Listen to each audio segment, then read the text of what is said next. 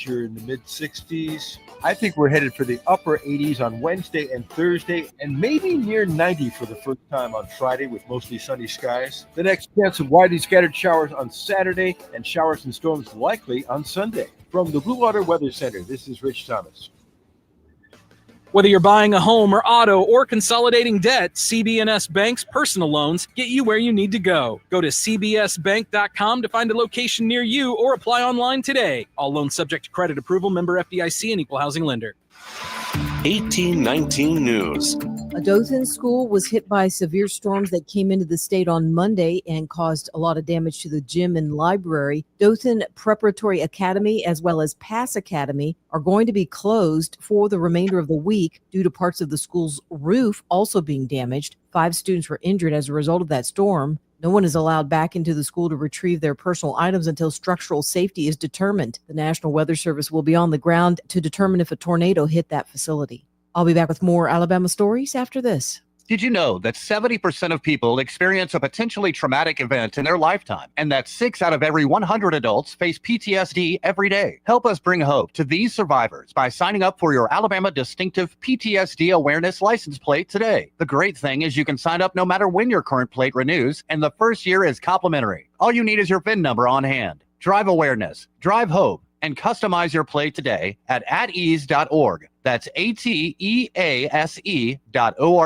Governor Ivey is encouraging Alabama families that qualify for the CHOOSE Act to be sure and sign up before the April 7th deadline. The application will allow students to take part in the CHOOSE Act education savings accounts that will be created for the school year 2025 to 2026. These ESAs will give about $7,000 per student, which will allow families to enroll their student in the school of their choice rather than the district where they live. The ESAs are created and managed by the Alabama Department of Revenue. Governor Ivey says that tax-paying Alabama families have been wanting the school choice tax credits as well as the ESAs, and the CHOOSE Act is providing that opportunity so that families can pursue educational options and meet their individual needs. So far, just under 25,000 students have enrolled in the new CHOOSE Act program for the upcoming year. I'm Andrea Tice. For more news affecting Alabamians, go to 1819news.com. And while you're there, subscribe to the daily newsletter. The views and opinions of the following program are solely those of the host and other contributors. These do not necessarily represent those of Liberty Acquisitions 825, Blue Water Broadcasting, its management, staff, or any advertisers.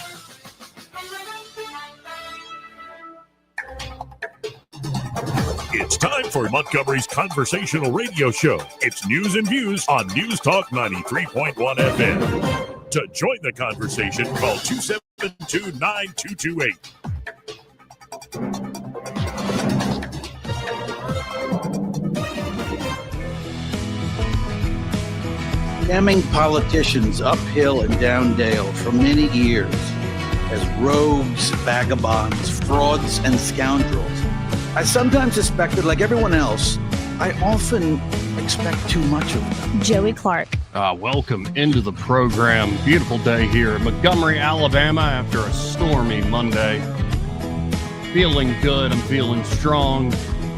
It will never get old seeing those SpaceX launches. I watched From 2 being launched last night. Pretty incredible stuff. But there's so much to get to in the news and, to cover a lot of topics, as is tradition here now on Tuesdays. We have the one, the only Judge Andrew Napolitano. Judge, how are you today, sir? Well, Joey, how are you, my dear friend? I'm doing quite well indeed. So where to begin? I want to pick on something that I believe, were talking about earlier today. Are we heading towards war with Iran, God forbid? Well, the president has been threatening it, and Israeli Prime Minister Benjamin Netanyahu surely wants it, and Netanyahu and his colleagues have extraordinary influence in the American government. It would be a most unwise, unjust, immoral act, and probably would result in the deaths of a lot of Americans, but it appears we're heading in that direction. It's very odd, Joey. Trump, who, as you know, I know well and have known for many years, has held himself out as the president of peace. He bombed a country with no real air defenses, That's 10,000 miles from the United States for 2 days, 65 different bombings. Yemen, it hasn't dampened the enthusiasm or the offensive weaponry of the Houthis at all. He's continuing to fund the war in Ukraine, all the while saying he's impatient with President Putin, and he continues to fund the slaughter in Gaza, making no pretense about what he's doing. So he's not a man of peace. He's either changed his mind, doesn't see beyond his nose, or is profoundly influenced by the people around him. I mean, Marco Rubio, Pete Hegseth, Mike Waltz, these are not only ardent Zionists, they're ardent neocons who for years supported the idea of the using U.S. power to overthrow governments, the format of which is antithetical to liberal democracy. And this is the same crew that supported using Ukraine as a battering ram with which to drive President Putin from office, the same crew that has supported sanctions, which not only have not hurt Russia, they've actually made it economically independent. So I don't know where we're going, but it seems in the direction of violence. Well, and I think, isn't it to Tom Woods' credit, no matter who you vote for, you get John McCain? I give Tom credit for that. That always gets a little, excuse me, unless you overuse it, that always gets a little smile. And it seems that way. I mean, I've thought of that, and not so much listening to Trump, but listening to Tammy Bruce, whom I know from working with her at Fox.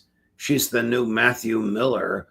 She's the new spokesperson at the State Department. She sounds just as bad, if not worse, than he does. It's the same thing all over again. The IDF methodically executed one after another, after another, after another, out to 15 after another's, 15 unarmed UN health workers. And a British reporter asked her about it, and all she did was said, it's all Hamas's fault. It's all Hamas's fault. Hamas broke the law first. So the slaughter, which was carried out by a gun paid for by the American taxpayer, doesn't seem to shock any longer. It doesn't shock the government, it doesn't shock the media, and it doesn't shock the West. Well, and I'll be blunt, what's happening in particular, that part of the world doesn't shock me. It should. But I think this is, we're 8 decades into this, and it seems no end in sight, which is incredibly frustrating. To one thing you said about Netanyahu, correct me if I'm wrong, but this goes back to the 90s, at least to the early 2000s, where he's been hoping for, say, military action against Iran, correct? Yes. And I think from listening to my colleagues who come on my show that he believes, even though his domestic situation is very, very tenuous, he's in the middle of a corruption trial. His chief aide was just arrested for bribery. He was forced to leave his own trial while he was testifying to be interrogated by the police over this bribery of his chief aide. And notwithstanding a perilous domestic situation, he believes, I think, he is very close to winning Trump over to conduct some sort of an invasion of Iran. And only war will save, this is an old Western technique. When all else fails, they take you to war. He absolutely needs a war to stay in office. It's the only thing that'll keep him out of jail. Now, shifting gears here real quick, coming back home, I believe it's The Atlantic. It has this big story out about a man put on one of the flights to El Salvador, to the hardcore, the max security Salvadoran prison there. The White House is claiming in 2019, a judge found this guy was a member of MS-13. The DOJ, I guess, admitted a mistake, saying he was flagged to be deported, but he shouldn't have been on this flight. Somehow he ended up as an alternative, and as they removed other people off this flight, he's put on the flight. And I guess we'll see that play out in the courts. To generalize this a little more, what do you think of like somebody has been found convicted? They are a hardened member of MS-13 or Trinidad Aragua or whatever, one of these groups. So there's no question about what they've done.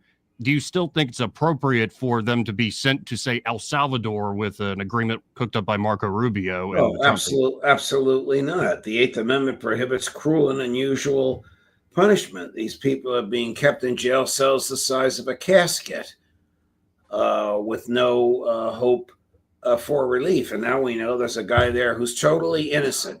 Do you know how rare it is for the federal government to send its lawyers into a courtroom and say, we made a mistake, an innocent guy was punished? This is the only time I've ever heard of it in my life, and I've been in this business for nearly 50 years. Surely it happens all the time.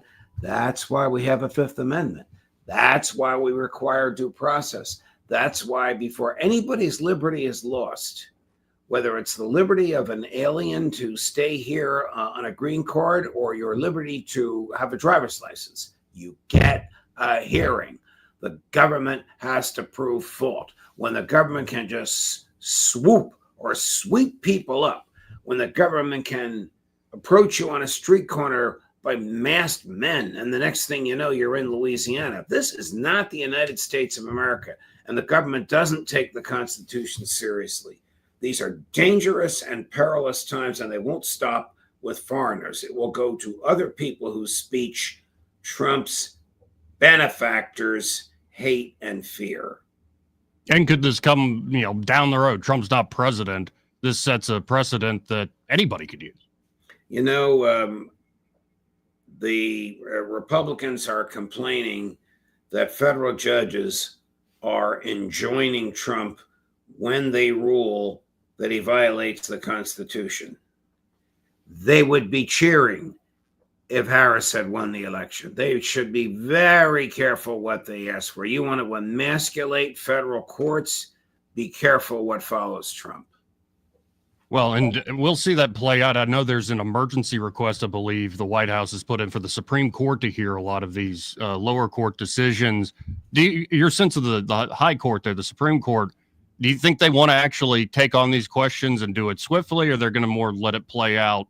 Well, I can't predict, but if they follow history, they will wait until these cases are completed. They rarely get involved in a preliminary way. So my prediction, as best I can make it, is that the court will decide not to hear this case involving the Enemy Aliens Act, which would mean Judge Boasberg's injunction stays in place. Well, what good is his injunction if the feds don't even follow it? This is not the first person to be deported in defiance of an injunction, and it probably won't be the last. When the president and his people ignore court orders, that sends a chilling message to the judiciary and a welcome message to defendants all over the country who are enjoined by courts and will mimic the president. Now, one thing before I let you go, I have to jump on here is there's been big tranches of documents released with the JFK files. I don't think I've seen any smoking gun that would back up what the president said to you a few years back, that, I wouldn't want to release this. If you saw what I saw, you wouldn't release it either, Judge. I mean, what's your sense of what's been released so far? Have you had a chance to, talk to folks, look at it yourself? I haven't had a chance to look at it, but I have spoken to people who have, and it's been denuded. It's been denuded of any evidence that would inculpate the intelligence community. There's a lot in there about the intelligence community. There's no question but that Lee Harvey Oswald, when he was in the military, was recruited by the KGB because they had a tranche of young male military and enlisted guys who they exposed to this in the hope that they would become double agents. Doesn't mean the KGB caused him to kill Kennedy, but that's about the only thing we learned from all this. Otherwise, as far as I can tell, and I didn't look at all this stuff, but those who share our views of skepticism about the intelligence community have, and they really tell me there's nothing new. Well, but it's not all there. I mean, they can tell that there are things missing. Exactly. Why are some names still redacted? There is nobody involved in that case who's still alive today. Exactly. And my favorite tidbit from it, that it just seems absurd on its face, but who knows, is the CIA confirmed the existence of the Ark of the Covenant using a remote viewer.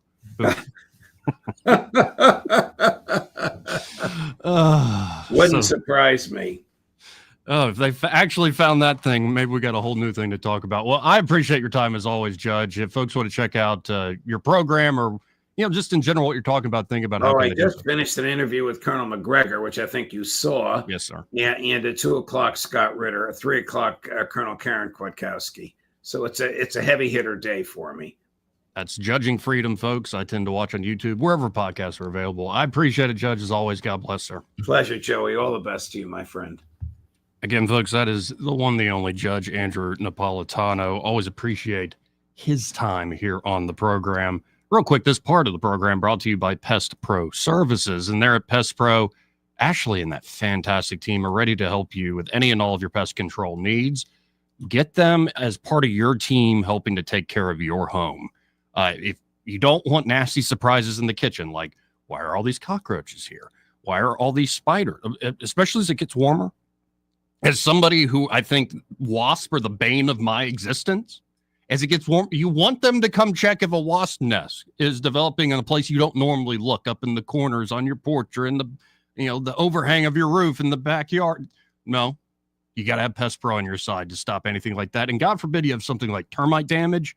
If you don't find that early, well, you're going to have a very expensive problem. You might as well have Pest Pro be on top of it from the get-go, so you never have the termites messing with your home in the first place. And of course, mosquito season, it's already starting, but it's only going to get worse as things heat up, especially if you like enjoying your backyard or the front porch. And instead of spraying yourself, treat your yard direct. And Pest Pro, well, they'll be out there on a regular schedule, making sure those mosquitoes are never bothering you or going after that sweet meat, especially in Eddie's case here.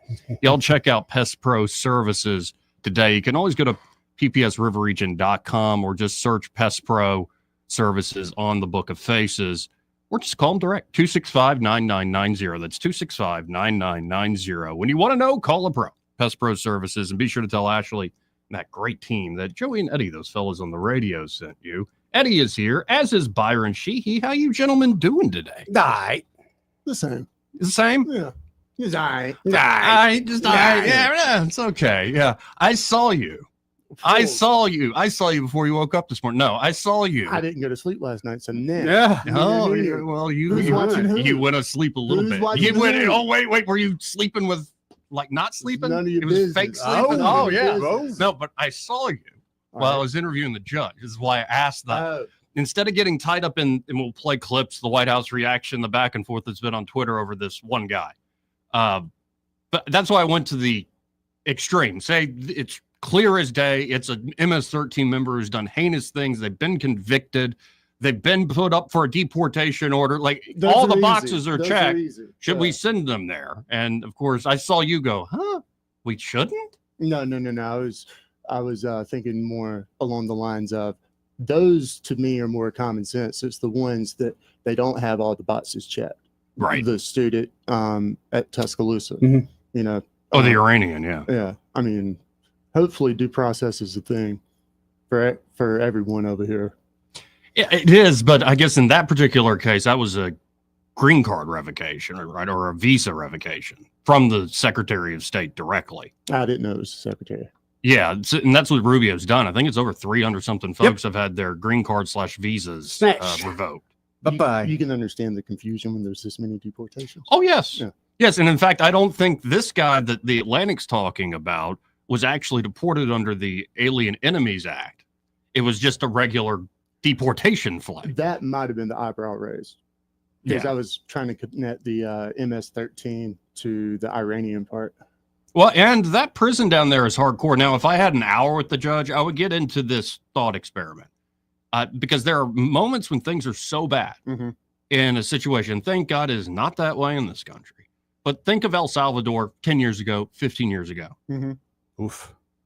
to fix that problem where you have gangs running your country, just rivers of blood, everybody's human rights just being violated left and right, more and more young people joining the gangs in order to survive by picking a side. The people trying not to pick a side are constantly being fleeced, assaulted, if not outright killed. Like, it's a nightmare. I think the only way you stop that is not by taking people to court, is you have the biggest gang with the biggest guns and you put them in line. And that's exactly what El Salvador did. It takes on something like that. And I just wonder sometimes, like, how much do we, in the name of protecting human rights, let human rights be violated? Often. I think it's honestly where. Yeah. Well, and how bad is the situation? Yeah. No, the judge does make a good point. If you chip away at say things like due process rights for Americans, like you said a thing that made it sound like you're part, then somebody empowered and like you, and okay, you're gone. You're part of that group. You're like, I'm not part of that group. Like, that's a nightmare. And in fact, El Salvador, in their crackdown, they mostly focused on, because these gangs would have clear demarcation of like tattoos and stuff. They wrongfully did imprison one guy for 7 months. He got an infection in his leg, so his whole left leg is atrophied to hell. And CNN went down there, toured the prison, pretty hardcore. Yes. And I'd love to ask people who've been in American prisons, what do you think of that one? Very hardcore. Family can't meet. They only get out of the cage 30 minutes a day to do basic exercises and learn the Bible. Prisons in other countries are not like ours at all. So this guy who was wrongfully detained for 7 months wasn't in that hardcore one, but he was in an El Salvador prison. And he's let out, and they admit, we did you wrong. We're sorry. And CNN's interviewing the guy. They go, well, given your whole ordeal, how do you feel about the current regime and the current president of El Salvador? He goes, I love him. I'm like, what? You don't know what it was like before. And I think sometimes we as Americans, and we should defend our wealth, we should defend our hard-won liberties and rights. But I think at times we are naive to, especially a situation that is essentially where the law is completely broken. You don't have the law. The law is at best just there nominally, and it doesn't actually restrict any awful behavior. I think we have to actually think about what the larger problem is and just be honest on that. I mean, if it's something where society or culture, communities are collapsing around it, there's lawlessness, then yes, civil liberties are going to suffer. Well, and so what's happening, say, with our southern border is not quite what El Salvador is experiencing. But as we played yesterday, Elon Musk and Antonio Gracias laying out, what, $13 billion earned by a lot of these cartels shuttling people up that corridor. And it's a corridor of tragedy and misery and death. Oftentimes, poor people that are trying to get into the U.S. they don't have 20 grand, 10 grand to hand to these coyotes. So essentially they're indentured servants when they come here. There are 30,000 children missing from, like, you need to return to court. You need to report into the office. Nothing. They haven't reported back. And in fact, knowing a lot of these folks would bring kids knowing, oh, that's an easier ticket to get into the country. So how much in the name of the law, as pushed by not just the Biden administration, but so many before, but especially the Biden administration in 23 and 24, how much is the law, just the way we're enforcing the so-called law, leading to vast human suffering, violations of human rights, all in the name of human rights and liberty and opportunity? And that's, I think, the perverse moment we're in. There's part of me that really loves the zeal of the Trump administration going after this. When you look at the numbers that were brought in here, and in particular, Trinidad Agro, where the Venezuelan government clearly is like, y'all go do your crazy thing up there in the U.S., go be their problem. Yeah, there's part of me is like, out now. I don't care. But then there also is a part of me that's like, well, how much authority does a president have to just on his own through the administration designate you're a part of a terrorist group, get out?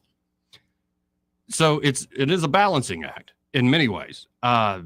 Lately, I am in more of the mood of this has to stop right now. The good news is the border is pretty damn secure. It's pretty amazing how quickly that's happened. Pretty amazing indeed. But how long are we going to let these issues fester in the name of, say, liberty, when people's liberty is being grossly violated and the law is being used as a weapon by the worst in the world? I think we have to be honest with what our problems are and prioritize them that way. Yeah.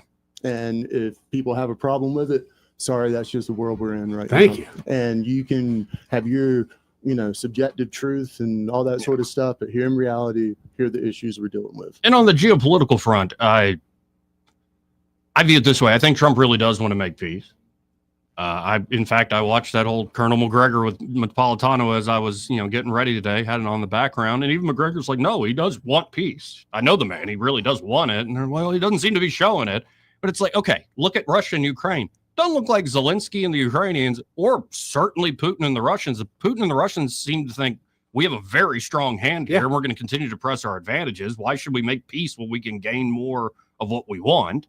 And so if you're trying to bring those two types to the table, good luck with that. And sometimes a little harsh language might have some utility. And with Iran, I think it would be awful.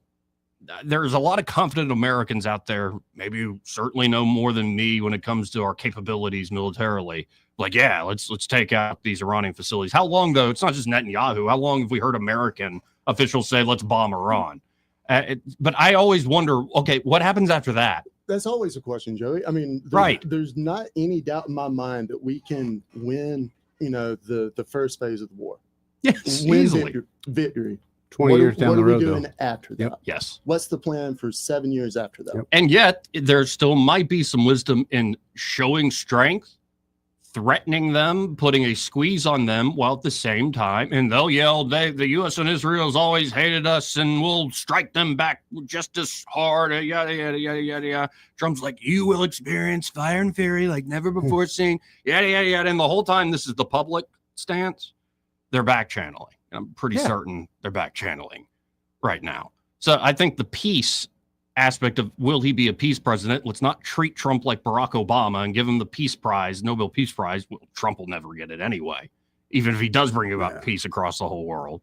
But it's going to be a hard process that is unfortunately going to take way too long for the sake of many people's lives and liberties. But that's where we're at. At least he has the first administration to kind of validate that peaceful or non-warmongering presidential claim.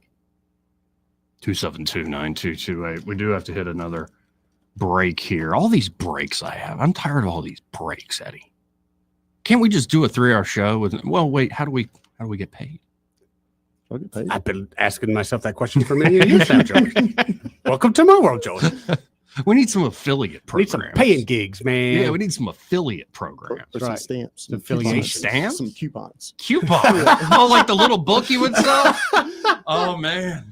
And yeah, if you sell this many, you get a jump rope. There you go. Y'all are talking about breaks. I'm still focused on pay.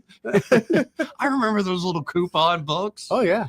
Oh, yeah. Subway, man. Buy, what was it, 10, 12? Get a $3.50 No, horrible sandwich. For we free. did have our next door neighbor's daughter. She's 12, 13, some young, cute little thing. And she's like, I'm trying to raise money so we can buy a new instrument for the band. And we're going to get this in return. I'm like, this is awesome. I can think back to me going up to folks and being like, I've got this little booklet full of coupons, how many people use those things? Generally, I mean, we used to have to sell them at the pizza place because we'd help out schools and stuff. Yeah. I remember selling and giving away No, hundreds. you just buy the book because you want to help the kid out. You see a couple every now and again. I mean, if you send 100 out there, you might see 10 come back, maybe. Anyway, let's talk about a great sponsor. Okay. Dylan Rings. Oh, I love those folks. Oh, yeah. You love them too, don't you? Everybody loves Dylan's rings. Yeah. Josh and Leslie, fantastic folks. They really know what they're doing there. They have a full service jewelry shop in Dylan Rings. That means they can do custom design, repair work, spa treatments, appraisals, and of course they have an amazing selection there at Dylan Rings. If you go to their Facebook page direct, you can see some of the custom pieces created by Josh just in the last week. They're wondering, what can they create for you? I'm looking at rings. These are all, I believe, one is a pendant, I believe. Oh my goodness. And all these others are custom made rings. They're just absolutely fantastic. Mm-hmm. So if you, you don't have to wait till your birthday or Valentine's Day. That's come and gone. Yeah, but Joey, you got spring is here. Yeah, just an unexpected gift at an unexpected time. Or maybe you found that special somebody. This is the time to pop the question. Maybe. The azaleas are blooming. The dogwoods are blooming. The pollen's in the air. Yeah, but if her name is Azalea, you might want to second guess Yeah. that. But sorry to all the azaleas out there. Both of them. All 87 years old. But they can help you do a custom engagement ring. Yeah, man. So it's like, it's truly unique. It's not about the price tag. It's about, no, I really put all this thought into it. And a little bit of money too. They can help you with any and all of that there at Dillon Reese. Check out, again, the Facebook page to see some of Josh's handiwork here. It's truly remarkable. And stop by 119 Brown Springs Road here in Montgomery. Again, that's 119 Brown Springs Road here in Montgomery, just off of Atlanta Highway, sort of the back-end entrance to the AM complex, sort of where the old fun zone used to be. And be sure to tell Josh and Leslie that Joey, Eddie, and Byron, those fellas on the radio, sent you. Want to carry News Talk in your pocket? Download the News Talk 93.1 app from the App Store. Available on iPhone and Android. Never miss a moment. Download now. Adams Drugs has been committed to the healthcare of the people of the River Region for over 62 years. We value the trust each customer has in our pharmacists, techs, and entire staff. If you have not experienced the difference of Adams Drugs and are not satisfied with the customer service that you get in the big box stores, we invite you to visit any of our locations and see how committed we are to your satisfaction. Adams Drugs offers a variety of services that you will not find in all pharmacies in the River Region. Personalized compounding, area-wide delivery, wellness screenings, immunizations, medication consultations, and specialized packaging, just to name a few. Visit us at our website, adamsdrugs.net, and find the location nearest you. Adams Drugs has 12 convenient locations to serve you. Your satisfaction is our #1 goal. Adams Drugs is your local Health Mart pharmacy. Health Mart, taking the time to listen and care. Must qualify for enrollment. Results may vary. We all hear the radio ads about the IRS. They tell you to be afraid, to be scared, and they try to frighten you into calling. I'm not here to do that. Tax Relief Advocates is different. TRA is here to tell you that if you owe money to the IRS, whether it's $5,000, $50,000, or $500,000, we have a solution. It doesn't matter if you're sitting in your car, at work, or with your kids. No matter where you are, call now. Call now. 800-575-8924. Don't lose hope. TRA can eliminate or reduce what you owe to the IRS. Generous programs are now available that can give you a fresh start. Our passion is taxes and helping individuals fix their IRS problems. We have over 1,000 5-star reviews on Google and an A+ with the Better Business Bureau. You don't need to be afraid of the IRS any longer. End your tax nightmare today by visiting us online at tra.com or call 800-575-8924. That's 800-575-8924. Tax Relief Advocates. Real solutions for real people. For over 40 years, Headley Plumbing has been fixing the River Region's plumbing problems with fast, affordable service. The pros at Headley are ready to respond anytime you need help, and they charge fair rates for their expert service. They help River Region homes and businesses every day, from repairing leaky faucets, septic tank service, replacing damaged sewer lines, or just unstopping a blocked drain. Trust the experts at Headley Plumbing. Call 285-3667. Headley Plumbing, 285-3667. Remember Headley's motto, in our business, a flush beats a full house. Headley Metal Buildings has been your source for quality metal buildings in the River Region since 2007. Carports up to 24 feet wide, RV covers, storage buildings, even a sturdy metal barn up to 54 feet wide. Your structure can be customized, installed on level ground, and comes with a 20-year warranty. Let Headley Metal Buildings help you find the perfect solution. Financing available. Call 285-3667 for details or find Headley Metal Buildings on Facebook. Alabama weather will never fail to surprise you. Our lawns hardly get a chance to have any downtime. And as usual, it's already time to start getting ready for spring. This year, save the hard work and aggravation and call Alabama Lawns, the River Region's leader in weed control and fertilization services. What makes Alabama Lawns the River Region's best? It's the people. They have the experience, education, and commitment to customer satisfaction. Ask your neighbors. Alabama Lawns has been the Montgomery Advertiser's Reader's Choice Award winner 13 years in a row. The Alabama Lawn staff is made up up of long-term employees and agronomy graduates, and the staff at Alabama Lawns attend annual continuing education classes. It pays to have someone that knows southern grass types and how to keep them green and flourishing. Call Alabama Lawns today at 272-7171 and let them show you real value in a lawn maintenance service. Alabama Lawns, the company with black trucks and green lawns. 272-7171. For too long, Alabama's statewide news companies have shamed us for our conservative Christian values. Alabama deserves a news company that cherishes our culture, a company that isn't bought and paid for by the powers that be. 1819 News is that company. Run by Alabamians for Alabamians, 1819 News celebrates what is good and beautiful about our state while exposing those who work against our values in secret. Just go to 1819news.com to learn more. Subscribe to our newsletter. That's 1819news.com. When news happens, you'll hear about it first. The River Region's most trusted voice. News Talk 93.1 FM WACV.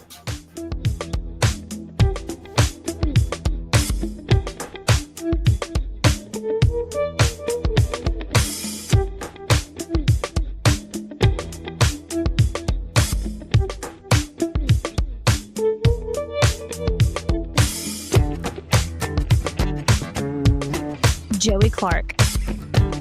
Welcome back. When did you do this? Over the weekend. I like this. Well, thanks. It's a bit funky. It's dirty and funky. Mm-hmm. Oh, and you get the bass coming in a second. It's not slappy, it's just boom, boom, boom.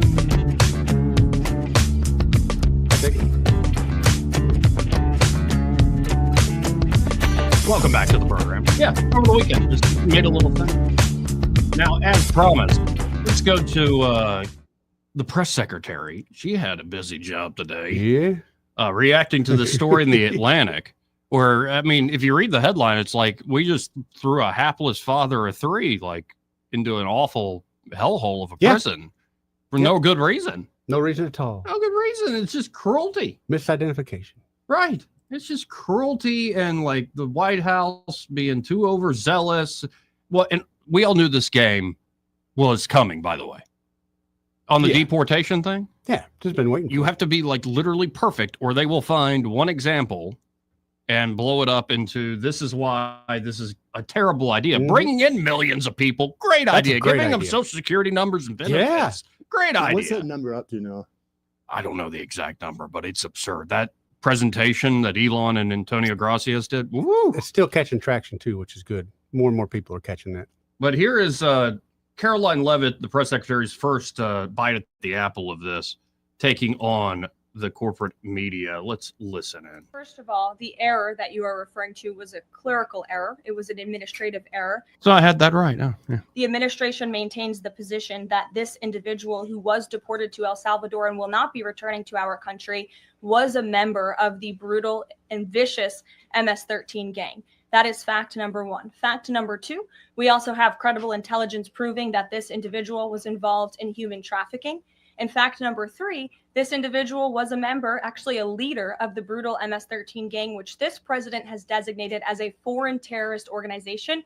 Fact number four is that foreign terrorists do not have legal protections in the United States of America anymore. And it is within the president's executive authority and power to deport these heinous individuals from American communities. It is a promise he campaigned on. It is a promise he is keeping.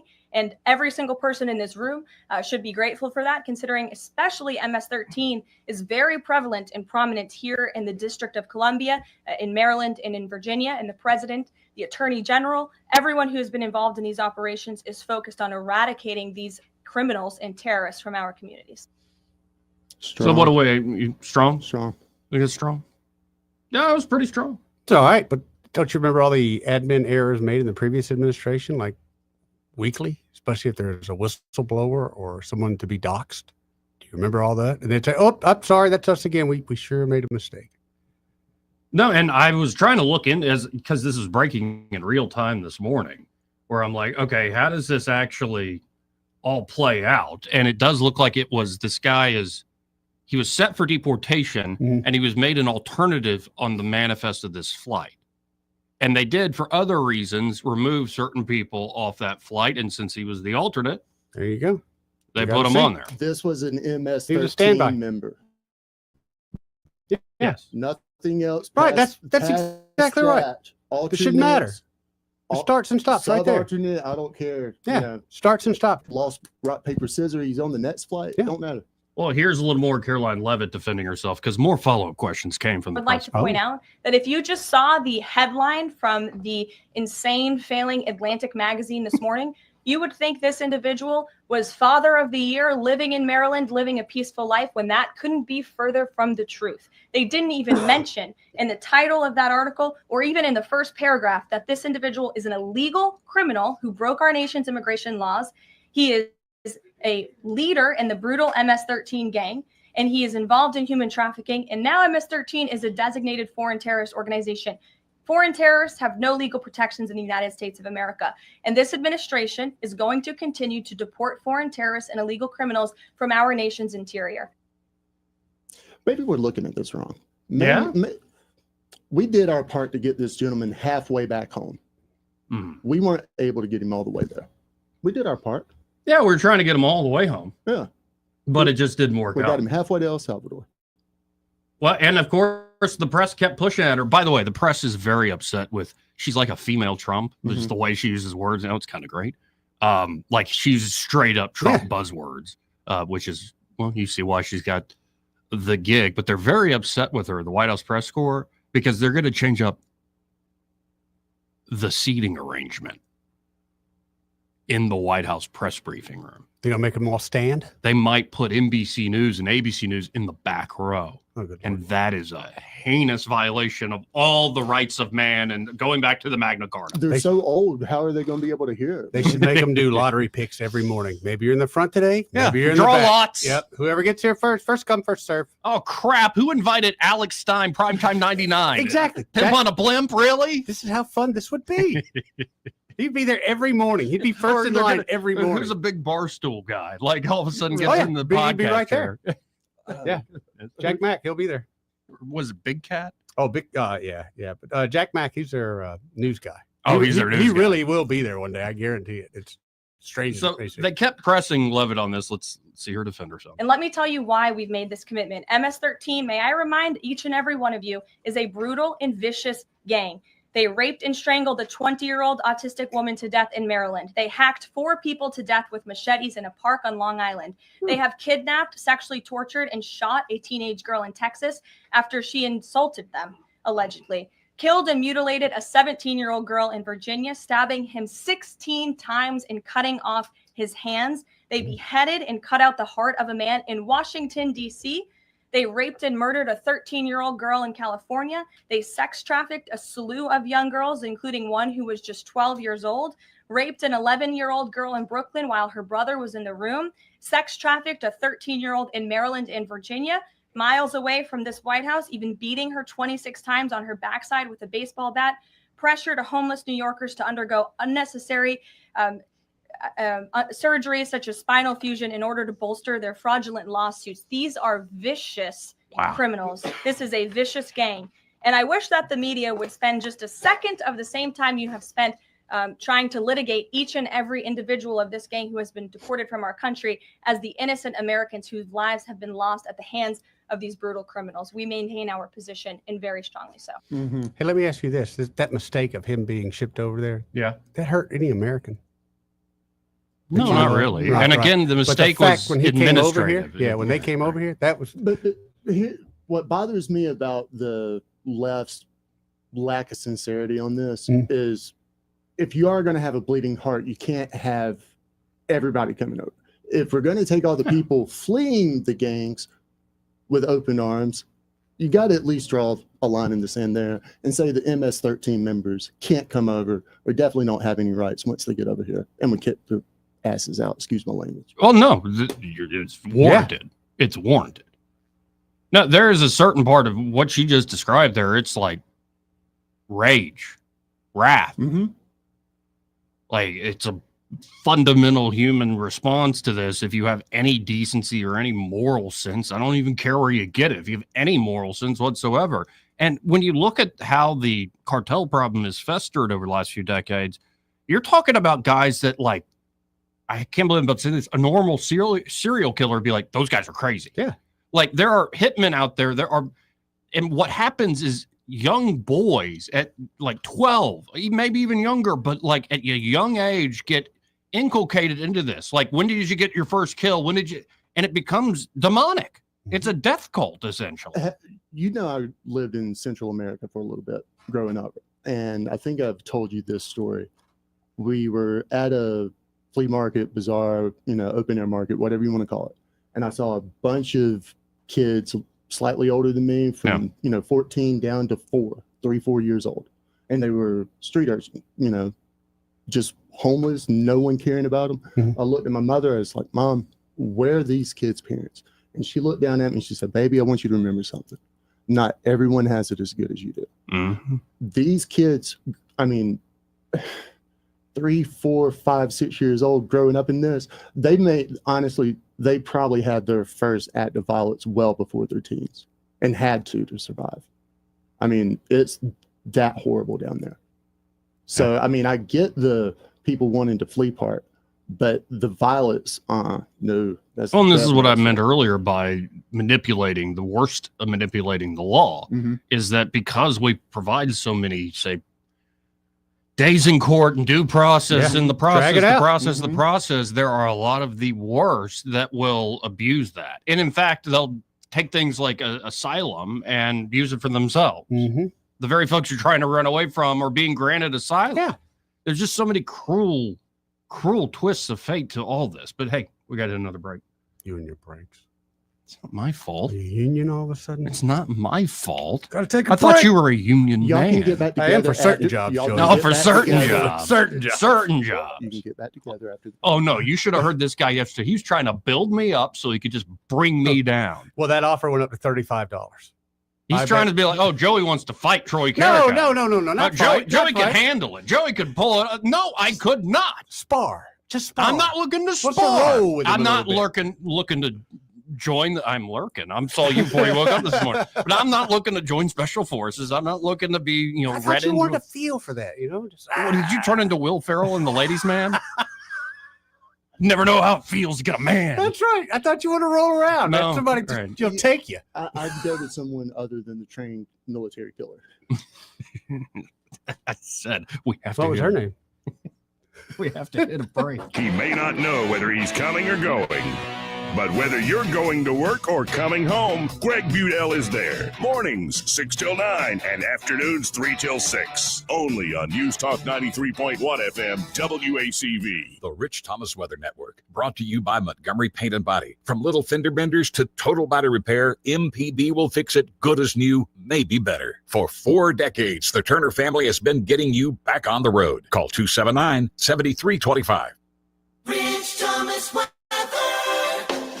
Well, hi, everybody. Brand new month and a nice, quiet weather pattern for at least a few days. Plenty of sunshine on this first day of April with a high temperature up to about 81. It'll be cloudy at times tonight, overnight low temperature in the mid-60s. I think we're headed for the upper 80s on Wednesday and Thursday, and maybe near 90 for the first time on Friday with mostly sunny skies. The next chance of widely scattered showers on Saturday and showers and storms likely on Sunday. From the Blue Water Weather Center, this is Rich Thomas.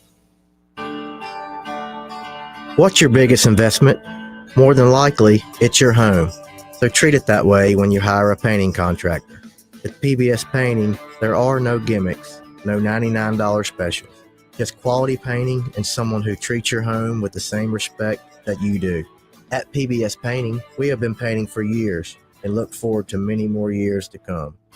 With PBS Painting, the job gets prepped properly, whether it's cleaning, scraping, or priming. We always use quality products, which is a must for a quality paint job. So if you're looking for a painter that doesn't need upfront money and is on the job at all times, then please give me a call.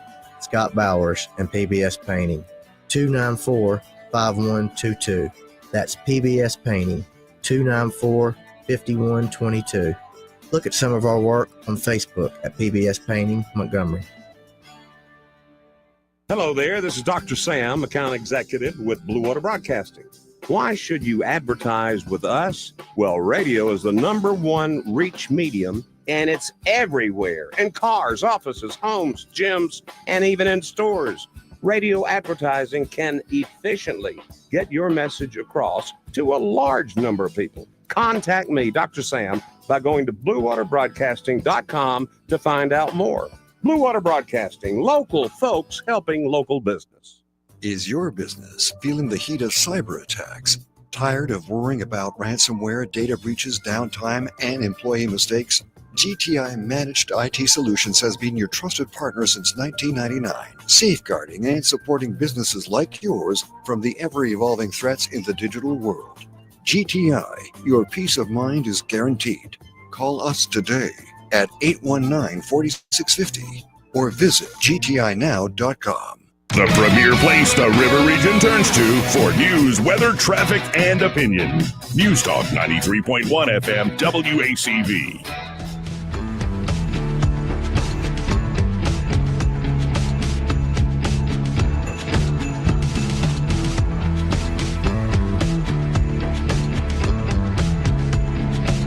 Joey Clark. Welcome back. I'm your host, Joey Clark. You can always watch the show if you're just listening out there in Radio Land. Joey Clark Live on YouTube or at the Joey Clark on X. And especially if you caught a segment, you want to watch the whole thing or catch more of an hour that you missed out on. Again, that's just Joey Clark Live on YouTube. Like and subscribe.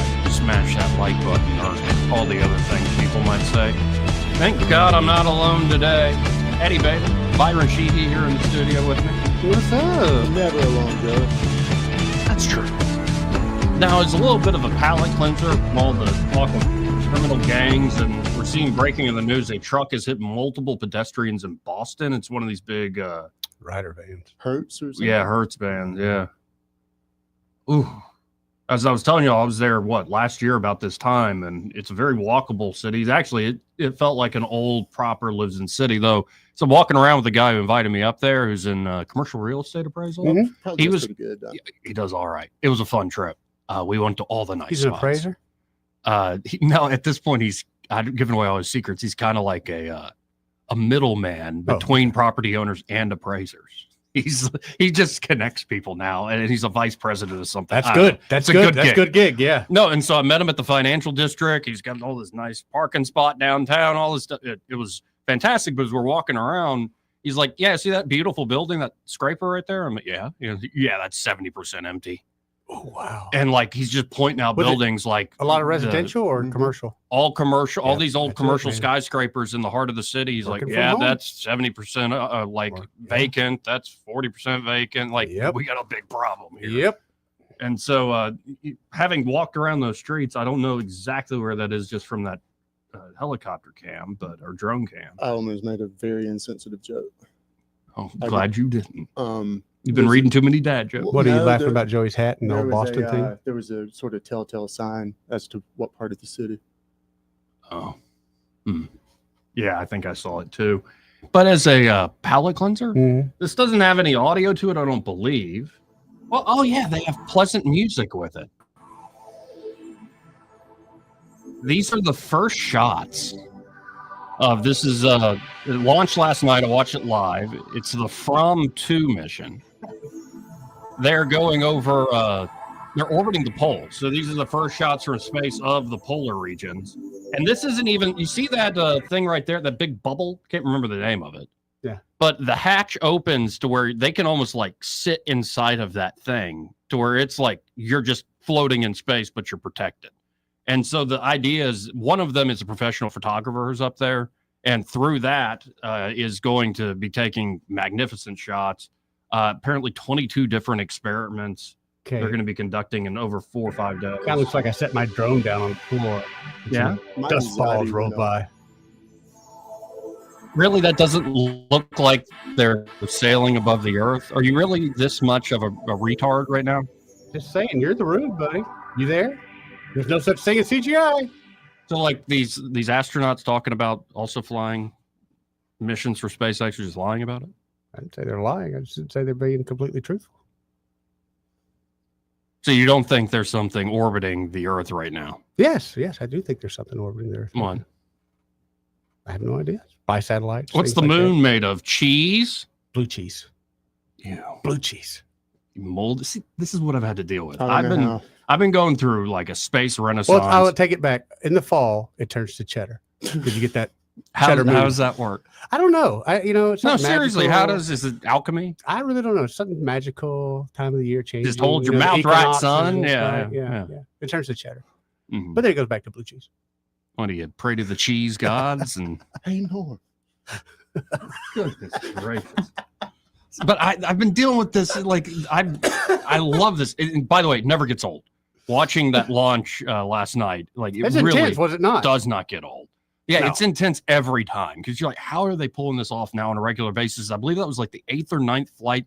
Yeah. The first stage booster had been used, and now it's all a great story. The U.S. military, they've wanted to do it since the 60s. Never could because rockets weren't reusable. Right. Is instead of sending men on C-17s or naval vessels or whatnot, let's just send like 60 tons of equipment by rocket. Drop it. Yeah, essentially. And because these things are reusable now and you can just land them, it's like, well, why not? Get there a little bit quicker, too. Yeah, get there in hours instead of days or weeks. You probably can do it without anybody being on the rocket. Right. It's so just seeing, and I love CNN put this as a space tourism launch. Like they didn't even give it its credit. It's like, no, this is the first ever human flight over the poles. They want to discount it. You know that. No, and it will be, I'm sure if there's anything really cool over the poles, like they photograph, we won't get to see it. We ain't seeing that. No, you don't see it. But the edge of the earth, you're not just gonna see that. That's again not even the best view they're going to get. Right there, that's just freaking remarkable. Lint ball. Oh man, look, you can kind of see the little arm of it right there. What's that little? Is that a hair in there? A hair? Yeah, can't really tell. Maybe. Let's go to Troy Carrico, who was a great guest yesterday. Better than Eddie. Well, he seems like he's up to it again. He's being ornery again today. And I'll tell you, Eddie, here's my thoughts on it. First of all, I want to get a disclaimer. I'm not a killer. I'm a sporting man. But at any rate, you two, I thought I was going to have to separate him there for a minute. Joey's like, man, he was just egging him on. And I thought to myself, tell you what, let's give it about a week and a half before the 12th when you guys come out for the flamethrower and the firefight demonstration on that. Now, if he's still acting up to Wednesday before that week, Joey, I say that what we'll do is we'll have him, I'll nominate him as the volunteer, and I can show some severe takedowns and some arm locks and things like that. And you can learn that way to fight. All right, so you'll put the moves on him, and it's as a demonstration. Right, yeah. Joey's used to that. Joey is so used to watching men put the moves on other people while he just stands there. That's why he's still lonely and single. God. Listen, he's just so ornery. What have gotten into him? I'm going to start bringing him Mountain Dew. I'm all jacked up on Mountain Dew. Did you just call me a cuckold? Like we're a Shakespeare? Like what is? That's exactly what you just said. That's exactly going. Like an old married at any rate, I want to just backtrack. I know you're cleaning your palate right now with space exploration, which is good. But let's just go back for a minute about MS-13, about Trend, all these groups. I just want to say one thing, and I want your readers to consider this possibility and this option. So if you are designated a state terrorist, that means you are an enemy of the state. If you find yourself in the United States as an enemy of the state, you are an unlawful and illegal combatant on the battlefield, which means, under those terms, I can kill you right on the spot. I have all the authority of the power behind me. And so they should be real thankful they're getting sent back instead of getting executed, in my opinion. And that's just something to consider. I'm not saying it's war, but if you're a known aggressor to the United States and you're inside our boundaries, as far as I'm concerned, you're an illegal combatant on the field of battle. I agree. And there's ways to take care of that. And I just think people need to think of the full, like Byron said, we need to be honest about what are our priorities? What are we dealing with? Well, I think this is an existential threat, so it should be dealt with accordingly. That's just my thoughts on it, and I just wanted to toss that in. And I also wanted to say that I'm not a killer. Okay, I'm a sports fan. Right? Let's get that straight, gentlemen. Let's get that straight. Yes, sir. Well, I appreciate it, Troy. Take it easy, Troy. See you, brother. Well, we got to hit this top of the hour break. First, though, this part of the program brought to you by Bo Goodson and the Goodson Group. And there at the Goodson Group, Bo and his team are, ready to help you, whether you're looking to buy or sell here in the Montgomery and surrounding areas.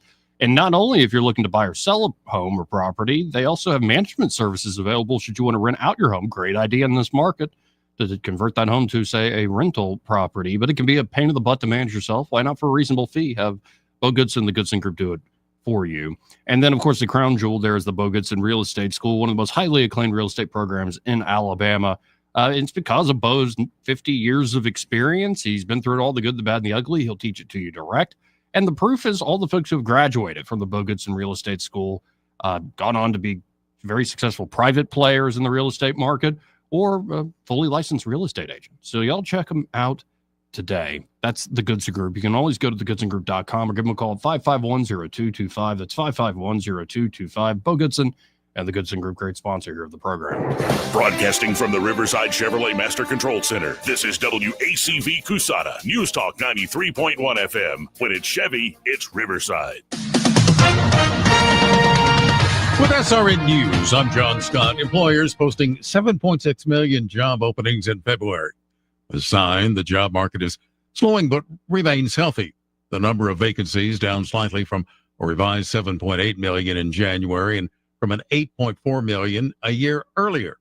Openings have come down more or less steadily since peaking at 12.2 million in March 2022, when the economy was still roaring back from COVID-19 lockdowns. Attorney General Pam Bondi says she has directed federal prosecutors to seek the death penalty against Luigi Mangione, the man accused of gunning down healthcare CEO Brian Thompson. That happened outside a Manhattan hotel back on December 4th. The Dow dropping 111 points, the NASDAQ composite ahead 91. This is SRN News. Wesley Financial Group is not a law firm. Hi, I'm Chuck McDowell, the timeshare cancellation guy and founder of Wesley Financial Group. And I want to set the record straight. I am not an attorney. I've never wanted to be an attorney. And the truth is, I really don't even like attorneys. If I sound like an attorney, I'll apologize. But what I've learned in my 15 years in the timeshare cancellation business is you don't need to be an attorney to get folks out of their timeshare. At Wesley, we've helped over 40,000 families cancel their timeshare, and I want to share with you how we do it. Just give my office a call. I guarantee if we take you as a client, we'll get you out of your timeshare or you'll pay nothing. Attorneys, this was meant to be funny, so please don't sue me, especially my friend Kenneth from Black River Falls, Wisconsin. Call now for your free timeshare exit info kit. 800-613-5454. 800-613-5454. 800-613-5454. Rich Thomas Weather brought to you by Clark Heating, Air, and Plumbing. Hey, this is Robbie Clark. Spring is almost here. Stay cool with a spring tune-up with Clark Heating, Air, and Plumbing. Don't wait. Schedule today. Give us a call at 334-277-2125. Alabama certification number 09098. Rich Thomas Weather. Well, hi, everybody. Brand new month and a nice, quiet weather pattern for at least a few days. Plenty of sunshine on this first day of April with a high temperature up to about 81. It'll be cloudy at times tonight over that low temperature in the mid-60s. I think we're headed for the upper 80s on Wednesday and Thursday and maybe near 90 for the first time on Friday with mostly sunny skies. The next chance of widely scattered showers on Saturday and showers and storms likely on Sunday. From the Blue Water Weather Center, this is Rich Thomas. Budget Floors and More is your low price leader for everything you need for flooring and DIY flooring installation supplies. For the best prices on luxury vinyl plank, carpet, ceramic tile, flooring installation supplies, and more, shop Budget Floors and More, Hunter Lane across from Delray to Publix. From the Blue Water Broadcasting News Center, these are today's top stories. An emergency order issued by the Alabama Department of Public Health has forced the closure of the Krispy Kreme donut store on Atlanta Highway. Details are limited, but public health officials announced a complaint was filed Monday, immediately followed by an order to cease operations until repairs could be made. Montgomery firefighters battled a 2-alarm fire at a commercial building Monday morning. The fire was reported in the 2000 block of Mobile Road near West Fairview Avenue, where heavy smoke and flames could be seen coming from the single-story building. The blaze was extinguished and no injuries were reported. The cause of the fire is under investigation. A federal judge on Monday ruled Alabama's attorney general cannot prosecute people and groups who help Alabama women travel to other states to obtain abortions. Attorney General Steve Marshall suggested possible prosecution under anti-conspiracy laws, but has not pursued any such actions. Alabama bans abortion at any stage of pregnancy with no exceptions. From the Blue Water Broadcasting News Center, I'm Sky Mosley. This hour of news and views is brought to you by our good friends at Alabama Home Mortgage. Alabama Home Mortgage, 567-4223. Visit them on the web at myalabamahomemortgage.com. NMLS number 1586368. An equal housing lender. We all want access to care and coverage we need to stay healthy, but Farm Bureau health plans aren't the answer. They are unregulated and unreliable when it comes to covering you and your family. If you have cancer or another pre-existing condition, well, you'd be out of luck. Alabama deserves better than empty promises. Call your state legislator now and tell them to vote no on Farm Bureau health plans. Visit fightcancer.org/Alabama. It's time for real health insurance. Paid for by the American Cancer Society Cancer Action Network. The views and opinions of the following program are solely those of the host and other contributors. These do not necessarily represent those of Liberty Acquisitions 825, Blue Water Broadcasting, its management, staff, or any advertisers.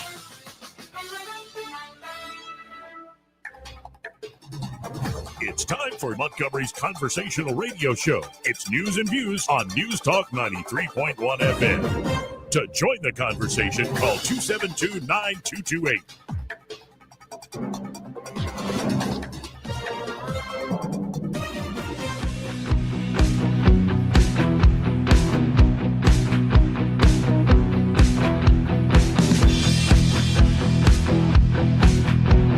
This is a Trump country. We live in the Southeast. We drink sweet tea. We don't drink socialist Kool-Aid. Joey Clark. Welcome back. Second hour here of the program. Just got word. Is Cory Booker, Spartacus, still filibustering? Really? He's still going? Wind him up. That's actually, at first I thought it was sad. Now he's going that long. I'm a little impressed. I mean, that guy never has really impressed me, but I'm a little bit impressed with Senator Booker. That's a long time.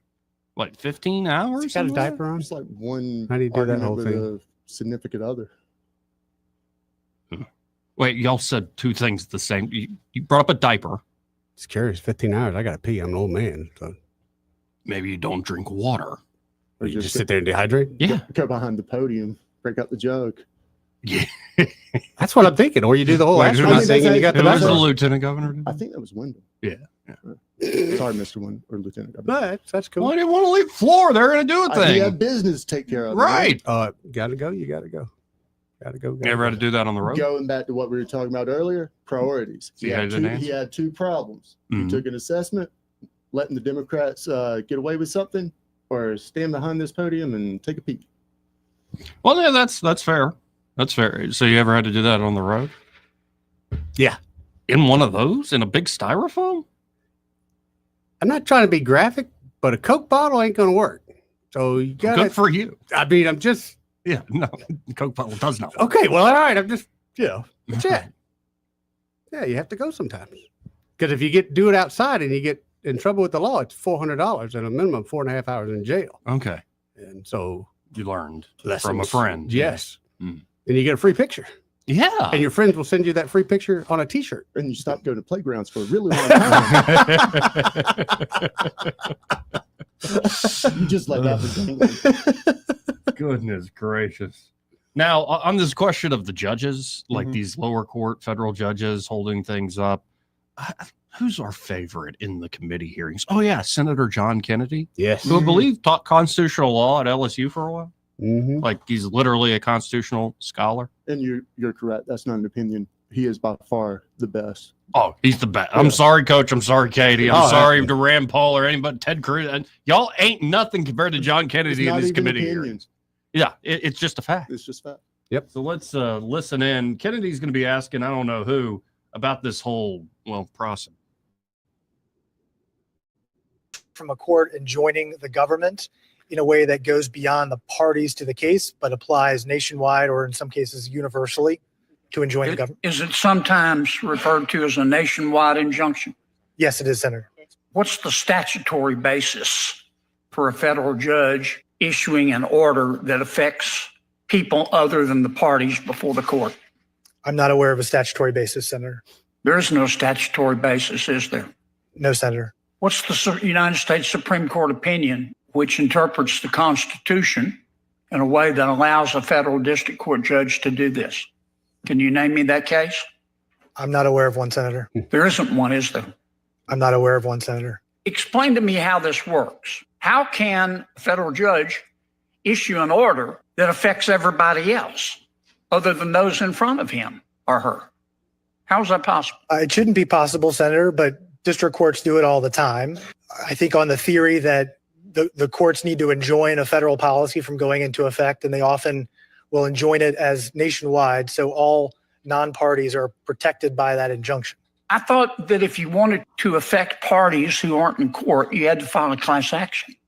That's correct here, Senator. So why don't the federal judges, instead of issuing a universal injunction with no legal basis, tell the plaintiff, look, you got to go file a class action if you want to impact parties who aren't subject to my court?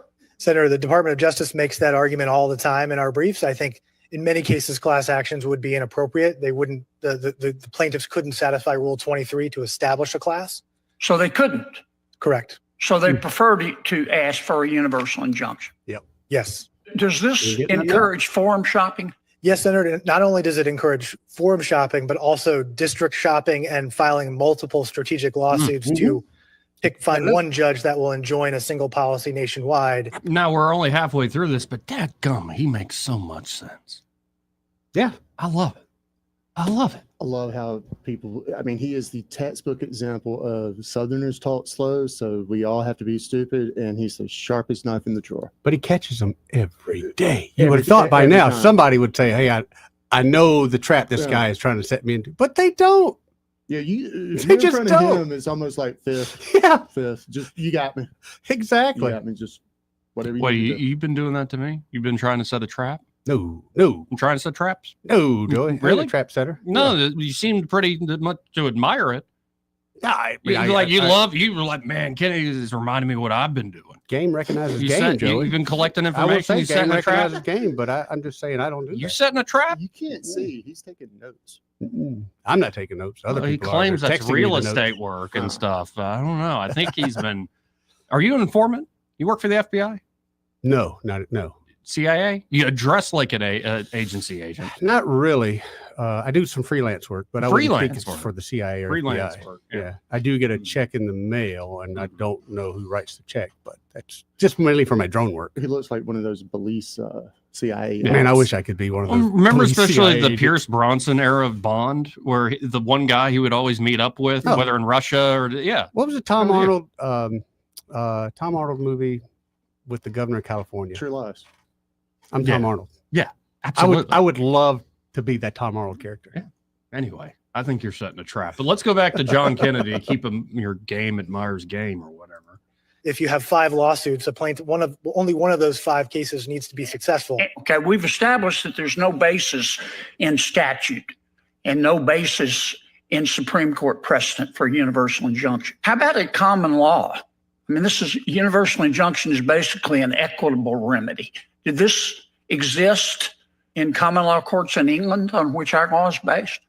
I don't believe so, Senator. I think the government has cited cases from the Supreme Court that says, courts are really bound by the scope of relief that a court in equity would have granted back in England before the founding. And the courts at that time would grant relief to the parties in the case, not far beyond A universal injunction as a remedy is unknown in English common law, is it not?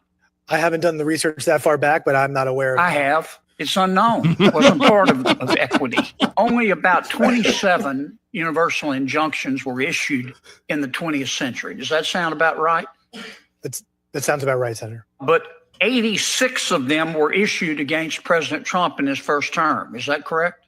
I don't know the specific number, but there were a high number. And so far in President Trump's second term, 30 universal injunctions have been issued against him. Have they not? Senator, I don't have a specific number, but that sounds about right. The universal injunction has become a weapon against the Trump administration, has it not? Yes. And tell me again in my last 10 seconds, tell me the basis for universal injunction in Article 3. I read Article 3, which defines judicial power. Where does it mention universal injunction? It does not, Senator. It says courts are to decide the case or controversy before them, which is based on the parties to the case. So the Congress could act and say, look, federal judges, you render a decision to a plaintiff or a defendant, but you can't impact people outside of your courtroom other than through a class action. That's why God created class actions, isn't it? Yes, Senator. Wow. There you go. Masterclass. I love listening to that guy. I bet you he could probably tell you the line that he read a word on anything. I bet you he's got photographic. Yeah, photographic memory for certain. Now, real quick, this is just changing up the game a little bit. You know, Napolitano Luna, Representative Napolitano Luna, she just, I'm being appropriate today. Okay. She is the best looking member of Congress, but she's a new mother, right? Yes, she is. So she's been asking, and now after being denied and pushed back on, she's left the Freedom Caucus. Saw that. Why did Napolitano Luna leave the Freedom Caucus? Well, because of members of the Freedom Caucus opposition to her effort to let new parents do vote by proxy. Yeah, no. I'm still, yeah. It was like, yeah, you don't like it? I'm not down with playing. No. You didn't. You get elected. You get elected. I'm sorry, Yeah, but that's just, if I hired you right now and you came to me 4 months from now and said, Eddie, I can't finish the project because I'm pregnant. I'm going to need this Spoken additional like time. two people who can't get preggers. All right. Oh, I can't get, but I can. You can make get, somebody preggers, yeah, but you easily. yourself are not preggers. No. Which is a good thing. Yeah. That would be a different governor movie. Right. See? Brought it around. Yep. Yeah, but the idea was to kind of give exemption and let say new parents in general.